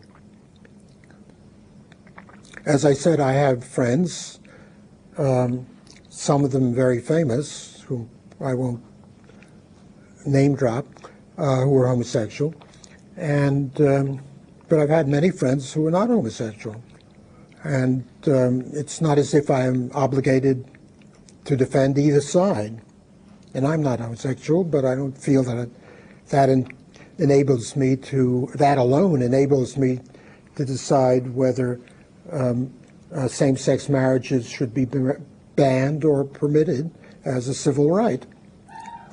But so it has to be as a philosopher that I'm talking, but a pluralist philosopher, which means that I don't come into a discussion assuming that there's a right way and a wrong way, and I know it. And so it's an attempt to be sympathetic on both sides, but with definite ideas of my own. And so I make suggestions and end up with recommendations and conclusions. But in the process, there is quite a welter of argument and factual data that many people might not have access to, and that the newspapers never deal with properly. So I provide that. You'll see how often I'm slipping in things that you might not know, and others don't talk about, but that are relevant. And also, I talk a little about the way in which the history of philosophy has completely ignored questions of this sort. In fact, everyone did until very recently, and that it's only in the last, I don't know how many years it is, 15 or 20 years, that anything that could be called a homosexual right, that is a right to be a homosexual, has been accepted in American jurisprudence. Before that, homosexuality in most states was on the law books as criminal. To behave that way is enough reason, legally at least, for people to be imprisoned. In which case everybody else would behave that way on them against their will. But you get the idea that this was a crime until very recently. There were all sorts of things in sex that were criminal. A husband and wife engaging in anal intercourse would be breaking the laws of Massachusetts until maybe it was 5 years ago, very recently. And everybody knew about it and laughed at it. It was absurd. Even if couples never engaged in such behavior, the idea that this should be on the law books was simply an absurdity. Then recently it was all changed. I'm pretty sure that's not on the law books anymore. A great many things like that. Even adultery was illegal in this country until recently. Miscegenation is still on the law books of some states. It was considered a crime after the Civil War, or maybe a little before the Civil War even, for there to be marriages between blacks and whites, and certainly sexual intercourse. The whites abused their slaves, but still there probably was a law about sexual behavior. certainly against intermarriage.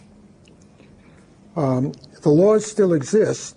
There was recently a case about that, but they're applied differently. Miscegenation is used to mean something different, but that's what it originally meant.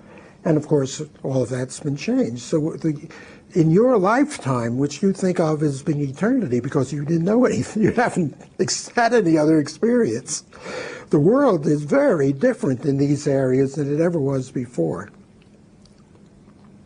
All right, so that's, in order to make my contribution, I talk about the history of philosophy and history of the philosophy of love on the basis of my expertise, and try to show how recent all of this is in terms of the present problems that this country is facing, ill-prepared the way history always is. History doesn't happen in school books so that people have 10-year conferences to decide whether to have a nuclear war. If it happens, it happens all of a sudden because the Japanese look as if they might fight to the death, and Truman has to make a decision, and that's how history happens. That's the dropping of the bomb on Hiroshima. So that, what was I going to say? History isn't made as you think. What you're experiencing is a very tiny segment of time in human nature. But at least knowing about history will give you some point of leverage. Okay, I think maybe that's all I should say about that now. Does anybody want to say anything about that? All right, after that, I asked you to read The Pursuit of Love because it's one of my more readable books. And I get fan mails from people who think it's something they like. But I don't think of it as my most important book. It's useful, and I think you won't have any trouble understanding it. It was written after I had written the trilogy for which I think I'm best well known in academic circles. The trilogy is called The Nature of Love, and the first volume is The Nature of Love, Plato to Luther. The second is The Nature of Love, courtly and romantic. The third volume is The Nature of Love, the Modern World. You can get an idea of the breakdown. I don't want to say too much about it. It's 1,400 pages long altogether. It came out in 3 volumes because it was, well, over a period of time, but also it's too long to bring out in 1 volume. And that is something nobody had ever done before, and I gather nobody has ever done since, and it's the sort of thing that people who have never read anything by me may say, oh yes, Irving Singer, they've heard the name for that. I didn't see any way of introducing it into the course. It would really make it a different kind of course. But having written that, I then felt I wanted to do something that would be more popular, more closer to what ordinary people would get from a philosopher, and that was The Pursuit of Love. And it talks a little about some of the themes in The Nature of Love, too, so you'll get a little of that sophistication. The Pursuit of Love came out after I'd written another book that also was reaching out for what I thought most people are desperately interested in, and that is The Meaning of Life. That book came out in 1991 or 2, I can't remember. The title was Meaning in Life, the Creation of Value. When The Pursuit of Love did well, the publishers agreed to publish a third book that I thought of as the third volume of a trilogy, and to reprint The Creation of Volume as the first volume. So there are 2 trilogies. One is on the nature of love, and the other is called Meaning in Life. And Volume 1 of Meaning in Life is The Creation of Value. Volume 2 is, they then made The Pursuit of Love. And then volume 3 is called The Harmony of Nature and Spirit. Philosophically, I think Nature of Harmony of Spirit was the most important philosophical book that I'd written up to date. But there again, I couldn't ask you to read it. Any of you who want to might write your second paper on that, but something can come in and you might pick it up. But that's why I thought I'd begin with The Pursuit of Love. At the same time, I also didn't want to limit the course just to philosophy. I wanted it to deal with philosophical sources, quasi-philosophical sources on love. A great deal that's been written and done in terms of the concept of love was done by artists and by writers. And since I don't make any sharp distinctions between philosophy and literature, or in general, any of the humanities, my kind of philosophy covers all of them. Philosophy of mathematics I know nothing about, but that's a different kind of approach to the world. Philosophy of science I know a little about, and have written about at the end of another recent book, but I'm not trained in science. I don't have the aptitude, I don't have the patience, I don't have the brains. And therefore I can't write about philosophy of science. But in the humanities, I think I've written about most of the subjects, about literature, 2 or 3 books on film, on fine arts, and in aesthetics, philosophical aesthetics. So in doing even the philosophy of love in the trilogy, I talk a lot about literary figures. There's a 70-page chapter on Proust. There are all sorts of literary figures that come into that. And I thought that would, and there's a 30, I think it is 25 or 30 page on Nietzsche, who is a kind of literary philosopher like me. So I thought your reading Nietzsche would be a great experience for you, particularly since there is an opera by the great man that Nietzsche knew, Richard Wagner, the composer of the German composer, and his opera Tristan und Isolde is all about love and was written after Wagner had discovered the writings of Schopenhauer, whom I mention in the marriage thing, you'll see. And Schopenhauer was the god of Nietzsche. Now, Nietzsche, in his later life, went beyond Schopenhauer. Wagner was not a philosopher, but there is that whole complex of Schopenhauer, Nietzsche, Wagner on love that is very fascinating. I'll give you a lecture on Schopenhauer's philosophy, but I thought it would help for you to read Nietzsche and for us to watch in class excerpts from Wagner's opera. So that's what we'll do that week. Oh, I'm sorry. Before that, there is the courtly love myth of Tristan and Isolde. Tristan and Isolde of Wagner's is a 19th century variation on that, because there have been literally hundreds of variations of the Tristan and Isolde story.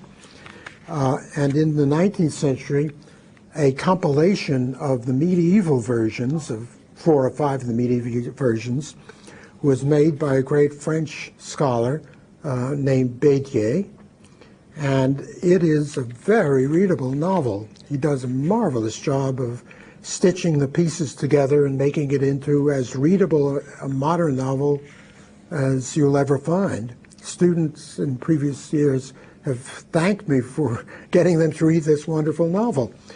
But it's in the medieval context.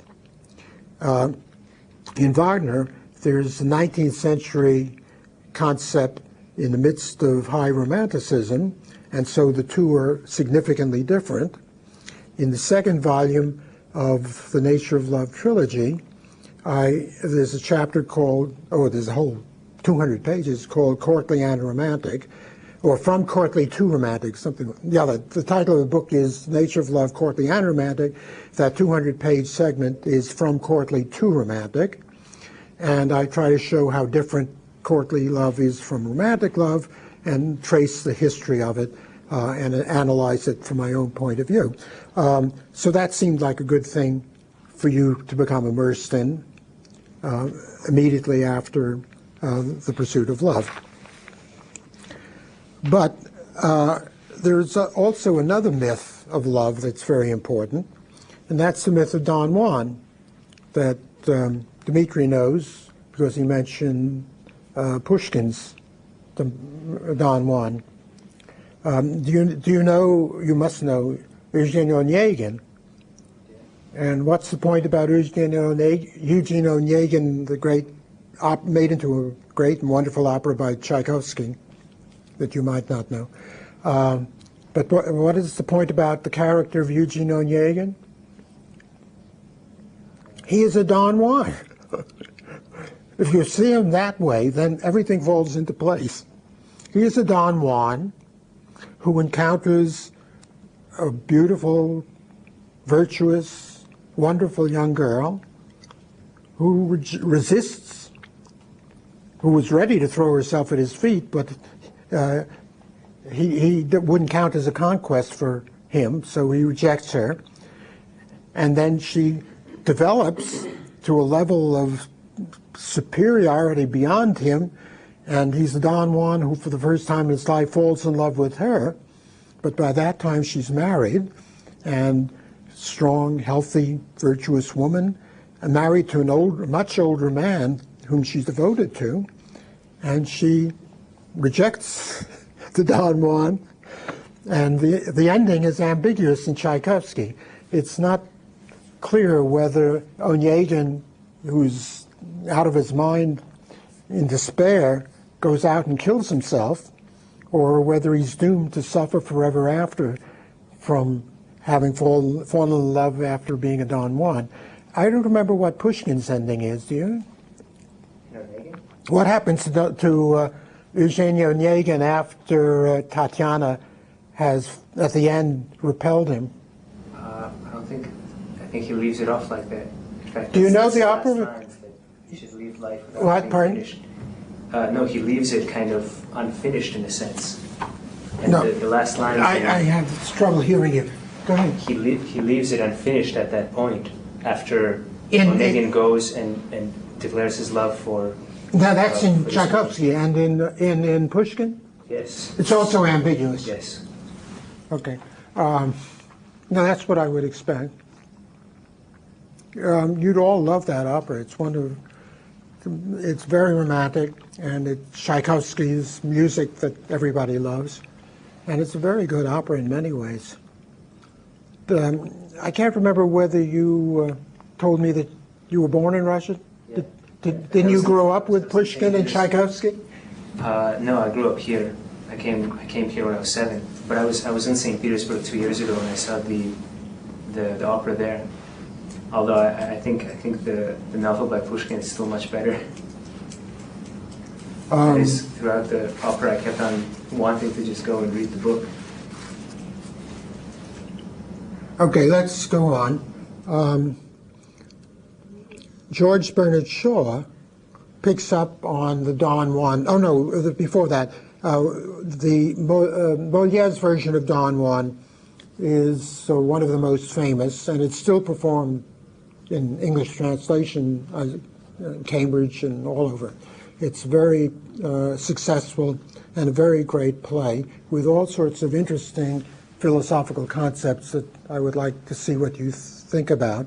Don Juan is the myth about the man who doesn't love and maybe can't love, but he's very handsome, he's very glamorous, and he believes in scoring with women. He has, in most of the versions, he has a servant. In Molière, the servant's name is Sganarelle. in Mozart's version, Don Giovanni, the great opera, the opera that many people consider the greatest opera ever written, the servant's, it's in Italian, and the servant's name is Leporello, and the servant, Leporello Scandarel, whatever his name is, keeps a catalog of the women that Don Juan has seduced. There's a very famous aria of Leporello's. Do any of you know any of this opera stuff? It's called the aria del catalogo, the catalog aria. And Leporello, in order to get rid of one of the women that Don Juan has seduced and abandoned, who is out of her mind and tracking him down, he shows her the catalog. And sometimes on stage there's a long scroll that goes all the way down. Sometimes it's a book. In the Italian, it's questo libro. It's a book. And he opens up and says, ma son già 700 in Italy, 500 in Germany, I forget the exact score, and 100 in Turkey, and so he goes through the catalog. But then what it's most famous for is the refrain, ma in España, because it takes place in Spain, ma en España son ya 1003. That's, the language is Italian, but it takes place in Seville, in Spain. But in Spain, there are already 1,003. Okay, so that's Don Juan. But he never shows the ability to love. Either in the original play by Tirso de Molina, which is called El Burlador de Sevilla, the trickster of Seville, or in, oh yeah, so you know the Spanish, or in Molière, or in Mozart, he never falls in love himself. And so that's what's interesting. A man who knows about love, who can charm the birds out of the trees, he's so handsome, so charming, so poetic, and so successful. And I've known men like that. And one, in fact, who was an opera star at the Metropolitan, who came to dinner lunch one time, and just looking at him, you know, the way he knew how to dress, the way he moved, everything about it, I could say, why wouldn't every woman he ever met fall in love with him? And nobody acts that way toward me. It's a special talent that some men have and that all men envy. Cary Grant would be an example of somebody who could have captivated women that way, and everybody envied that. So that's the myth of Don Juan. The myth of Tristan and Isolde is very different. There you have the greatest warrior who falls in love with the greatest beauty, the woman who's the greatest beauty. The trouble is that she's already married to his uncle, and in fact, because he is the hero of the realm, his uncle's devoted lieutenant, he goes in search of a wife for her and brings back this one who thinks he wants her for himself. So in some versions, she wants to kill him, but they drink a love potion, and then they're through. Their lives are over. They can't separate. They're madly in love with each other. And it's a tragedy. They commit adultery, and it's all fully sexual, no question about it. It wasn't just mooning and spooning. It's an adulterous relationship, and everybody's out to destroy them, and then it's a tragic ending. That's very different. There you have true love, but between the wrong people, and because of some artificial stimulant. The correct love would be for her to come back and love her husband. That's from the point of view of the medieval views about married love. the church-sanctioned relationship is against adultery, and the Ten Commandments are against adultery. But that is true love, and so they get all of the philosophical questions about that. And it goes on for hundreds of years. The Tristan myth had about 500 versions in the Middle Ages alone. And then Wagner comes on the scene, and Wagner doesn't believe in marriage at all, and at that time was miserably married to a woman he hated, and having some kind of relationship with a woman for whom he wrote Tristan and Isolde. And so it's a different point of view entirely. It still exists. There are movies nowadays in which you get versions of the Tristan myth, and some in which you get the versions of the Don Juan myth, which also has had hundreds, really 500 or 600 versions, some of them the greatest works of art in the Western world. So I wanted you to experience this from the point of view of philosophy in art and literature and music, rather than merely philosophizing about love. Now, in the case of the philosophy about love, it's always based on my books, and that's unfortunate. I could have assigned an anthology, but I didn't think it would be as useful. And of course, I don't agree with anybody else, so why should you read it?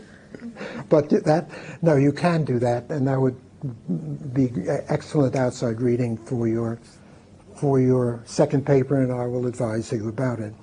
The third person, other than me, that you read, of the three or four people, is George Bernard Shaw. You all know about him, the great playwright.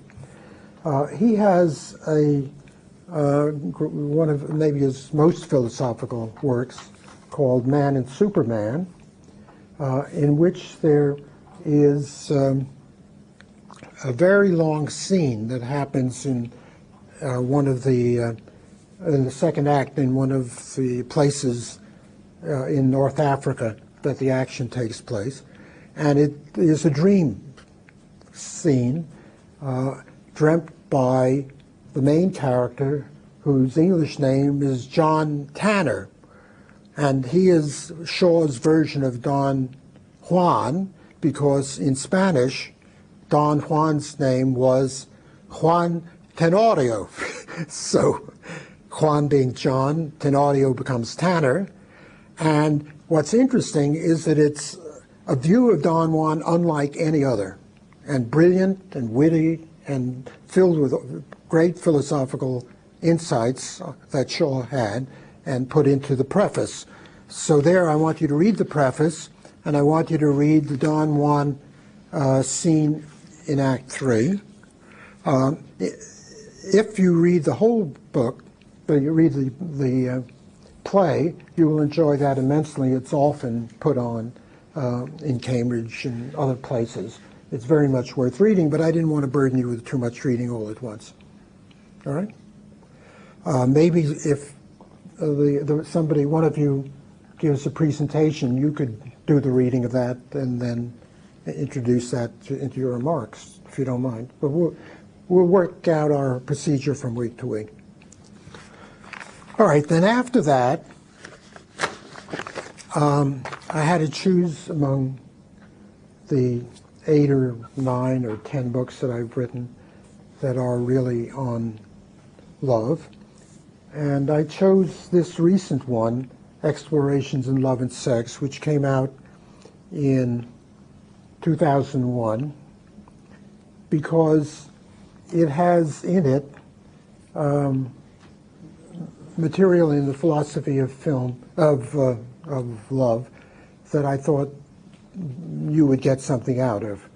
The first week you read a 60-page or 70 pages, whatever it is, 62-page thing, which is related to that conference on my work that I told you about. Let me say a little about that. The conference took place in Brock University in Canada, which I'd never heard of. But I got a phone call and he said, I'm a professor of philosophy at Brock University. I didn't know who he was. Didn't know Canada, didn't know what that was. Do any of you know Brock? Ever heard of it? It's in Ottawa. It's a big provincial university, big department of philosophy. And we would like to have a 3-day symposium on your trilogy on love. Would you agree? And I said, would I agree? You'd do me an honor. Why shouldn't I agree? And he said, we couldn't pay you much money. And I said, but look, you're doing me such an honor. Why do you worry about the money? And he said, but what we could do, if you're willing, is invite you to give a couple of lectures, and we'll pay you for that. And I said, sure, I'll be happy to do that. And they paid me very well, right? Royally. Not royally, but handsomely. They paid me well. And one of those lectures ended up in The Pursuit of Love. So it all came, I used it all. And that would be the day before, I forget what, of the 3-day symposium. And I said, fine, I'm delighted, I'm honored. It took place in I don't remember exactly when, 1989, I can't remember. Or 1991, I think it was. In any event, I said, fine, I'll be happy, and I went there and had a good time. It's right where the town is St. Catharines, which is on the Canadian side of Niagara Falls. If any of you have thought of going over in a barrel, that would be a place to do it. And what happened was that 25 people were invited to give papers, but not me. I didn't have to do anything, but I had agreed to give these extra public lectures, large audience, but not part of the symposium. But to be sure I could hear everything, I sat up in the second row, and I think it was the first row, and I took off my shoes and put my feet on a chair in front of me and relaxed and had a good time. And then after the first paper, I wanted to make a comment. And so they, of course, let me talk. And after that, they immediately turned to me. So I was giving a running comment on these papers that I never had heard for the first time and enjoyed the experience. It was an ego trip. Here they are talking about my philosophy. And as it developed, I said to myself, look, don't act like a great man. They're treating you very specially. Don't, be a show-off. Don't do the usual thing that happens in all the philosophy meetings I've ever been at, where somebody either tears the other person to shreds or else shows off by, showing how much better you are, or how much scholarship, how much you know that nobody else knows. Don't do anything like that. For once in your life, Irving, be selfless. These are people who are trying to work out their own problems. See how you can be of help to them. And I did that. Whether people attacked me or didn't attack me, I, in a kind of Socratic way, try to get them to develop their ideas and say, well, what if you said, and it turned into a little conversation at this symposium. And I felt very good about that, very good about that. All right, then at the end, there was a publisher there, and he said he would like to bring out all of the papers. Would I be willing to write a reply? And I said, well, I don't know. I'd have to see. I don't know what I can say. I'd have to see what people write. I was also very tired, but exhilarated. But I didn't promise it. All right, then the editors got together finally a bunch of a very big stack of papers, and at that time I was having other problems in my life and about to go to Spain, And I said, I can't, I think you'd better just bring it out without me. You bring it out or not, that's for you to decide, but don't count on me. I don't think I can add anything. And so don't even send it to me. I don't care. Bring, just publish it. I don't know whether they ever applied to that, but I got to Spain, where I stayed in the palace of an MIT student, former student of mine, who was a member of one of the elite Spanish families and whose mother had bought a 16th century palace that she turned into a 5-star hotel. And they put me up in a magnificent room as their guest. And we had agreed I would stay for a month. And it was a wonderful month. And I was very comfortably settled in when I got in the mail this great big stack of things. And, or maybe it arrived just before I left America and I took it with me. But I had, and I didn't think I would do anything. They didn't comment on what I had said. They just sent it to me. And then said, we really would like to have your comments.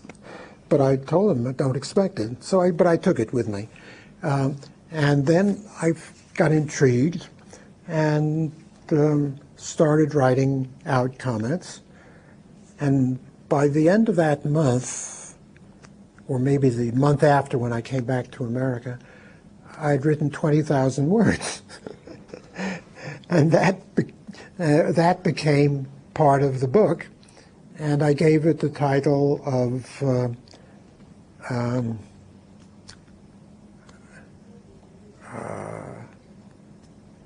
Reply to My Friendly Commentators and a reply to my friendly critics and commentators.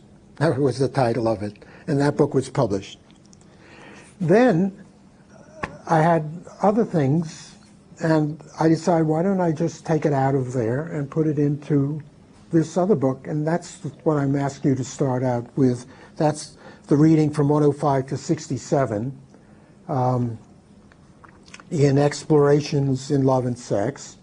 It has a paragraph explaining what's going on, but I think I did change the title to, I think, Bestowal and Appraisal Revisited. I forget just the title that I have. In any event, that's what you'll be reading.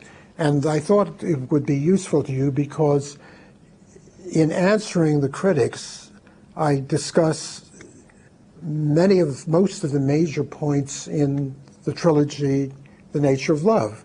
So you don't have to read it, or you can if you want, but this way you'll get a lot of that, together with the fact that, wait, I better do, you want to get a drink of water? Yeah. Huh? Yeah, I've just been up since. Pardon? No, it's nothing wrong in your dozing off. I am astounded that you have such a long day as it is, but the thing to do is not to feel ashamed, not to feel embarrassed, but go and get a drink of water and come back.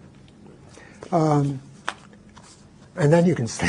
Then you can go to sleep.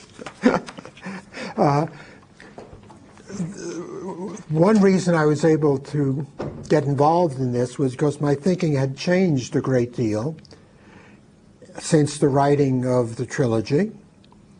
And some of that had come out when I was sitting with my stocking feet on the chair in front of me, talking to these people about their papers. But then I found it very stimulating. I got new ideas. That's the great thing about being attacked and criticized, if you're lucky. If you get people who are not vicious, but who really know how to criticize you, it's very, very flattering because it means they are taking your ideas that seriously, and they're revealing themselves and their ideas, even though if they don't realize it. And if you learn how to respond to that, you will develop a whole new body of ideas that takes you out of your own selfishness. And that whole process became, for me, paradigmatic of what the nature of creativity is. Creativity is that. That's why I that's why I teach the way I do with you. That's why I teach at MIT, because at MIT I have these brilliant people I can talk to and develop my ideas with, even if I'm only talking and they're listening, but I learn just by being able to talk to you the way I do. And that was the experience I had in the palace in Spain. This wonderful, I mentored him, and he became a son to me, and he's married a couple of years ago, had a baby, and I think of myself as a grandfather through him, as if he really were my son, and we have a very, very good filial parental relationship, and now with his wife, whom I've met when they came over to America. Well, the experience was that I had access to a region of my mind that I didn't know existed, that I could work at in response to these other people, partly by making sense out of what they said in an attempt to do it better than they could, and partly by having to re-examine and discover what I really thought and what I should be doing. So in some ways, I think of that as my best purely philosophical writing, because I'm dealing with ideas in this responsive way that defines the history of philosophy. That's what all there is in the history of philosophy. Somebody's saying some idiotic thing, and it's catching hold, and other people attacking him, and then historians analyzing it, and the later generations inheriting it, and then that's philosophy. That's the history of philosophy. Well, that was what I was trying to do, what I thought I did. And that's what I thought you might like reading, partly to get a feeling of philosophy more thoroughly from what you get from The Pursuit of Love, and also learning about content of the nature of love and how my later thinking developed out of that. Okay? In the explorations of love, I also put 2 articles on Kant, who's perhaps the greatest philosopher in the modern world, an astoundingly great genius of the 18th and early 19th centuries, who has been rediscovered and has schools of philosophy, particularly here in Cambridge, at Harvard and at MIT, but elsewhere too, partly because of Rawls, who was instrumental in this. Rawls and I differ because Rawls is fundamentally a Kantian, and I am anti-Kantian. So we're fundamentally different in that way, but apart from the fact that he is a great philosopher and I'm not, we're very close to each other in many other ways. In any event, the first chapter is called The Morality of Sex, contra Kant. Kant writes about in the philosophy of sex, and I discuss that and attack him. You'll get an idea of Kant's views in what you're going to be reading for next week, because he comes in very briefly in the same-sex marriage business. And the second one is called The Morality of Compassion, contra Kant and Schopenhauer. Schopenhauer, whom you don't know anything about yet, but I'll give you a lecture on him, but I mentioned him. He revered Kant, but in ethics in particular, he was anti-Kantian and wrote a whole book attacking Kant. The book is called The Basis of Morality.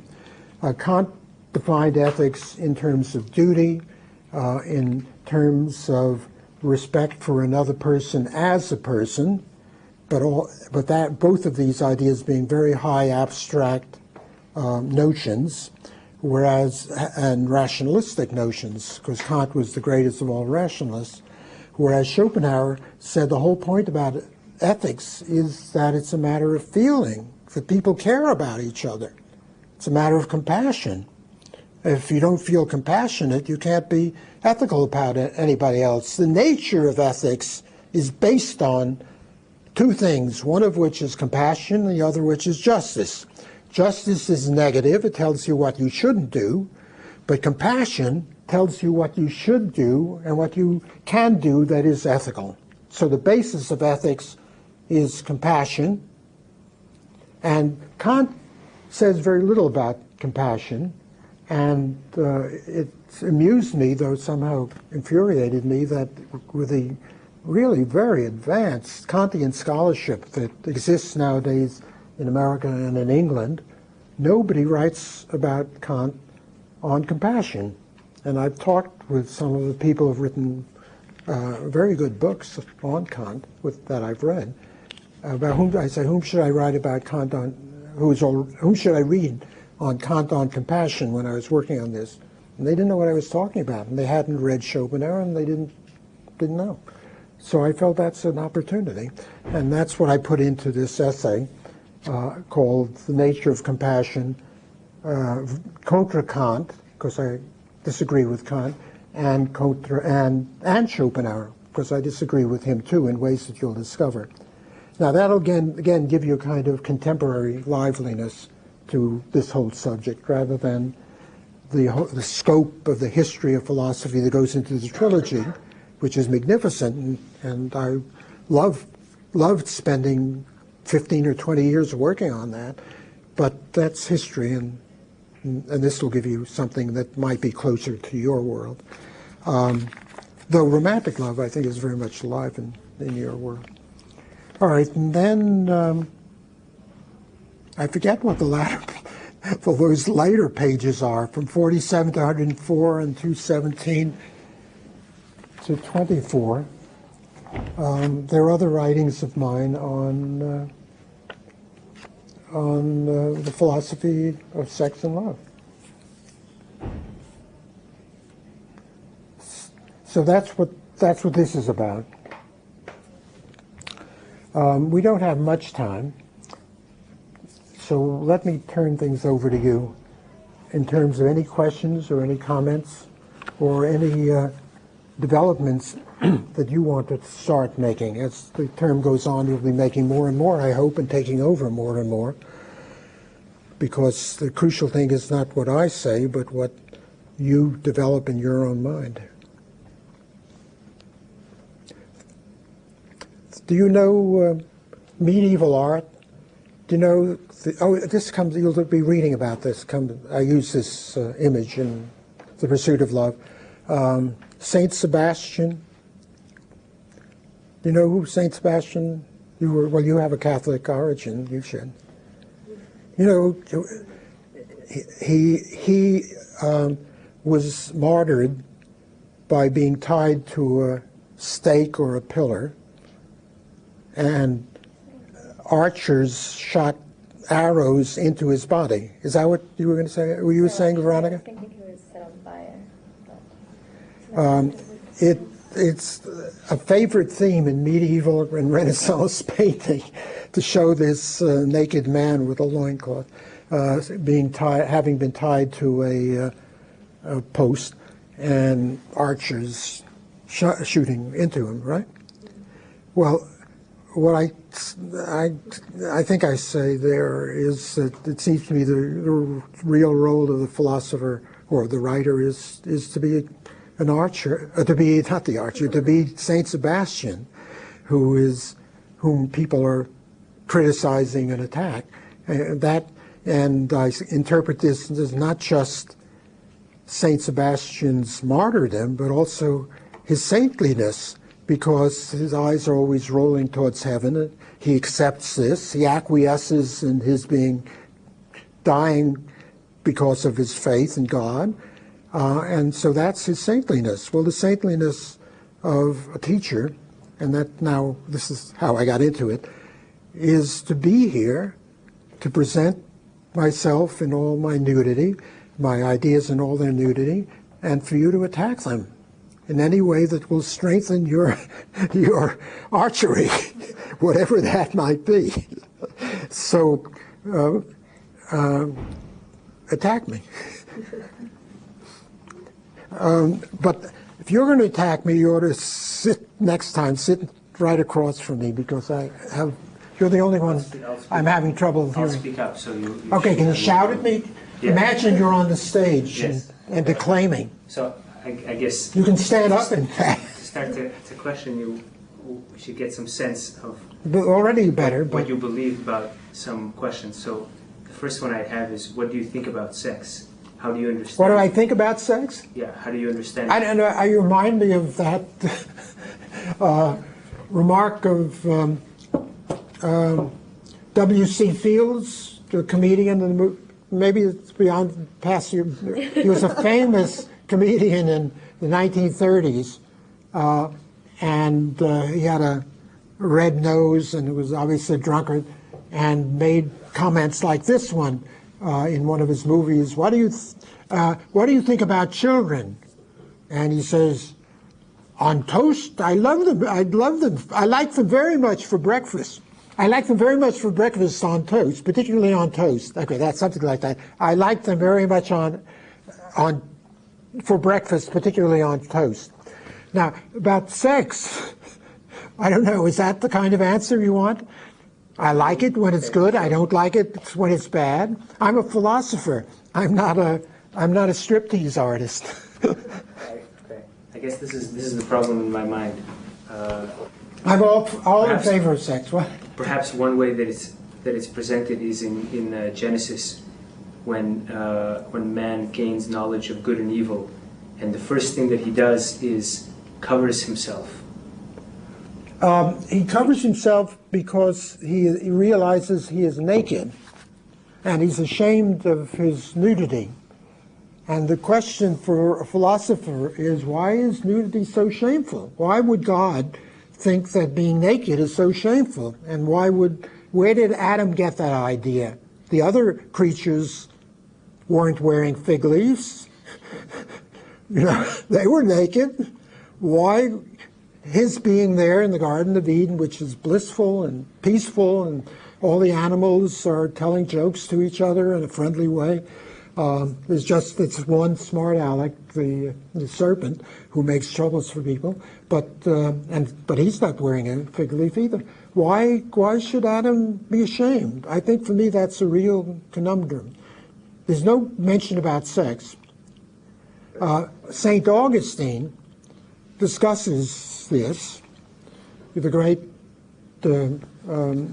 Catholic philosopher and mystic, and whose Confessions are wonderful reading, and whose books, particularly the City of God, is a very important book in the history of theology and the history of thought, everything. St. Augustine says,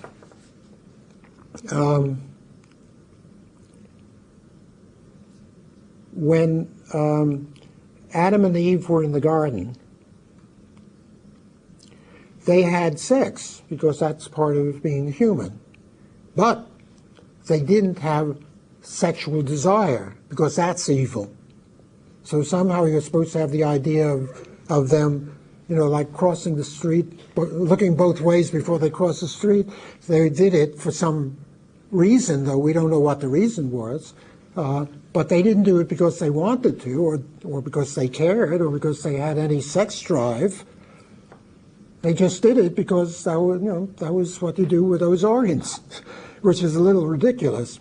And then after the fall, when they became ashamed of their nudity, then sex became taboo because they had discovered, as a result of eating of the apple, they had knowledge of good and evil. And they learned that sex is evil. Now, there again, one can say it's incredible that in the Garden of Eden they should be ashamed of being naked, but why would it be evil to be naked? Why would it be evil to have sex? How can sex be evil? That, however, has been the traditional view of all Christians. Catholic Church, Protestant Church, many fundamentalists nowadays, many people think that sex by its very nature is sinful. And that was the view that Kant grew up with. And he went far beyond his Protestant origins as a philosopher, but he retained that sex is somehow inherently sinful. The problem that, see, Kant is really a very great man. Do you mind, shall I go on, or I wanted you to talk, but maybe talking about Kant a little would help. Kant wrote what may be the most important book of the modern world, called The Critique of Pure Reason. It's an attack on what reason, which is the faculty that Descartes and the history of philosophy thought could solve all the problems about the universe, the metaphysics, through the metaphysics that reason had access to, which itself was a view that went back to Plato. And Kant, coming after the early beginnings of Romanticism in the end of the 18th century, he thought there was something different, that reason maybe was not that important. He was a great admirer of Rousseau, from whom he was very different, but he admired Rousseau. And his book is an attempt to show that reason can't really solve any problems. It's a critique of pure reason, deductive reason. Having gone through that, he then had to reconstruct all of our thinking, and that took two more great books, The Critique of Practical Reason, The Critique of Judgment. But in the Critique of Pure Reason, he starts out with a fundamental question is, how is it possible for there to be the world? Now think what kind of question this is. And it's really a staggeringly profound question that only a very pure and perfect intellect mind like Kant's could possibly entertain. How is it possibly the world? You mean maybe it could be impossible? What does he mean by that? And then out comes this very carefully systematic structure that is a beauty for the right kind of philosopher to read. I mention this because on sex, and you'll be reading this in my chapter, or you can jump ahead, Kant says all the great poets and many philosophers in the history of philosophy of love have said that sexual love is a beautiful thing and a wonderful thing and maybe even the only moral thing. But how is it possible not only for it to be good, but for there to be such a thing as sexual love without a contradiction? How is it logically possible for there to be anything that could be called sexual love? Why? Because love means being concerned about another person. It's what in other works of his he calls human love. Treating another as a person, as an end, as feeling respect for that person as a person, which I think is a very profound insight, which for me is the beginning of wisdom, all wisdom in ethical philosophy. It's something I believe in my heart and soul and is very close to the nature of my religion, whatever it is, or the content of whatever religion I may have, to treat another person as a person. All persons, it doesn't matter, all the way we differentiate among persons. That's what love is. Love is the capacity to care about the welfare of another person, all of which needs a great deal of analysis, but you get the idea. Sex, however, is an appetite. It's like eating a chicken. You don't eat chickens for the good of the chicken. When you put your hand in the refrigerator, you're not thinking, how can I benefit that creature that's there cooked and frozen? It's been put there because somebody foresaw that you would want to make use of it for a selfish purpose. And that we take for granted. We don't consider it immoral. Somehow it's perfectly proper to kill chickens and to eat them. Why? Well, we couldn't survive otherwise. Vegetarians might not want to, but then they kill vegetables or uproot them, or they do something, or else they die of starvation, and if they have children, that may be immoral in itself, and so on. So it's natural and inevitable, and I make a big fuss about it, that we are all inherently selfish. It's a part of our being to be selfish, and nothing to be ashamed of, whether you're wearing a fig leaf or not. Acting out of yourself for yourself is normal and natural. It may not constitute the kind of love you're interested in, what human love, because that may involve another person, but it's selfish to want to use other persons for your own good. And Kant says that's just what sex is, and sex is nothing else. Sex is an appetite, like hunger, in which you're going to use something else, usually a living thing, even if it's only a vegetable, as a commodity for your own benefit, your own selfish benefit. So if a man, and he always talks from the man's point of view, if a man lusts after a woman, he wants to use her to satisfy his sexual desire. Once he's used her, it's like sucking a lemon, or sucking a lemon dry. It's an interesting image. I don't want to pursue that, but it's a lemon having sucked. He doesn't even say squeeze. I think he says sucking a lemon dry, and then you throw it away. And people can't be treated that way. Another person is a person. Therefore, sex is inherently immoral, not amoral. And if one acts on it, one is doing something that is evil. It's sinful, though he doesn't want to rely on religion. He wants to construct religion out of ethics. It's evil, whereas love is a great good. We admire people who are loving. Love is one of the great good things in life, and therefore we have in the concept of sexual love a contradiction in terms.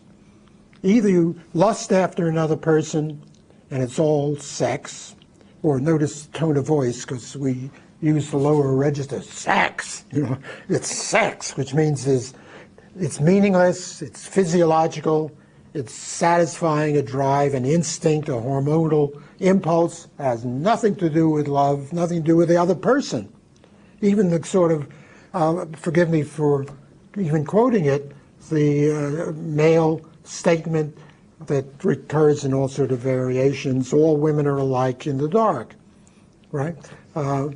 It's vulgar and disgusting, but it's a reflection of the idea that they're there for the sexual use of the male, and in fact there is the institution of prostitution in which millions and millions of women have been subjugated, sometimes willingly, but in an economic situation and social situation in which they had no choice, so that even if they willingly did it, and maybe didn't even suffer because they didn't take it seriously, or for whatever reason, or became richer than their Johnnies, they did it willingly, but even then they did it in a situation that they didn't themselves choose, and now when women have a choice, they clearly don't want it the way they were willing to submit to it before.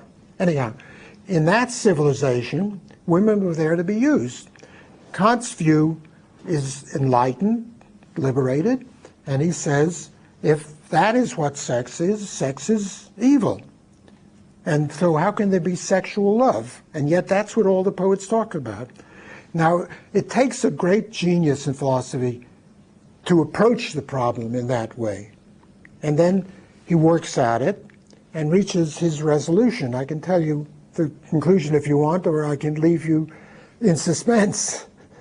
And what he ends up with is, for me, an absurd solution. So I attack him on those grounds. But the formation of the problem is brilliant and wonderful, and I'm happy to have had access to this Kant's mind even in my kind of attack. And most people, hardly anybody nowadays would agree with Kant's conclusions, but they're stimulating. So it's about 5 o'clock. So you tell me at the beginning of next class whether you want to hear about consequent conclusion, whether you've been dying of suspense, or else you have to get my book, and I apologize because it's still in paperback, in hardcover. The paperback is coming out but hasn't yet, and so it costs some money. It's probably on reserve. Anyhow, I apologize for the cost of it. If you turn to that chapter in Explorations, Love and Sex, you'll see what his view is and what my contrary view is. Okay? Then I'll see, and tell me, you'll all be here next week? Okay, now I have to sign the form for some of you at least. The rest of you have enrolled, except for Dimitri? Great. And if, as I said, anyone who you know would be willing to treat the rest of the course seriously is still welcome. But be on time and in this room, here, him or her and you.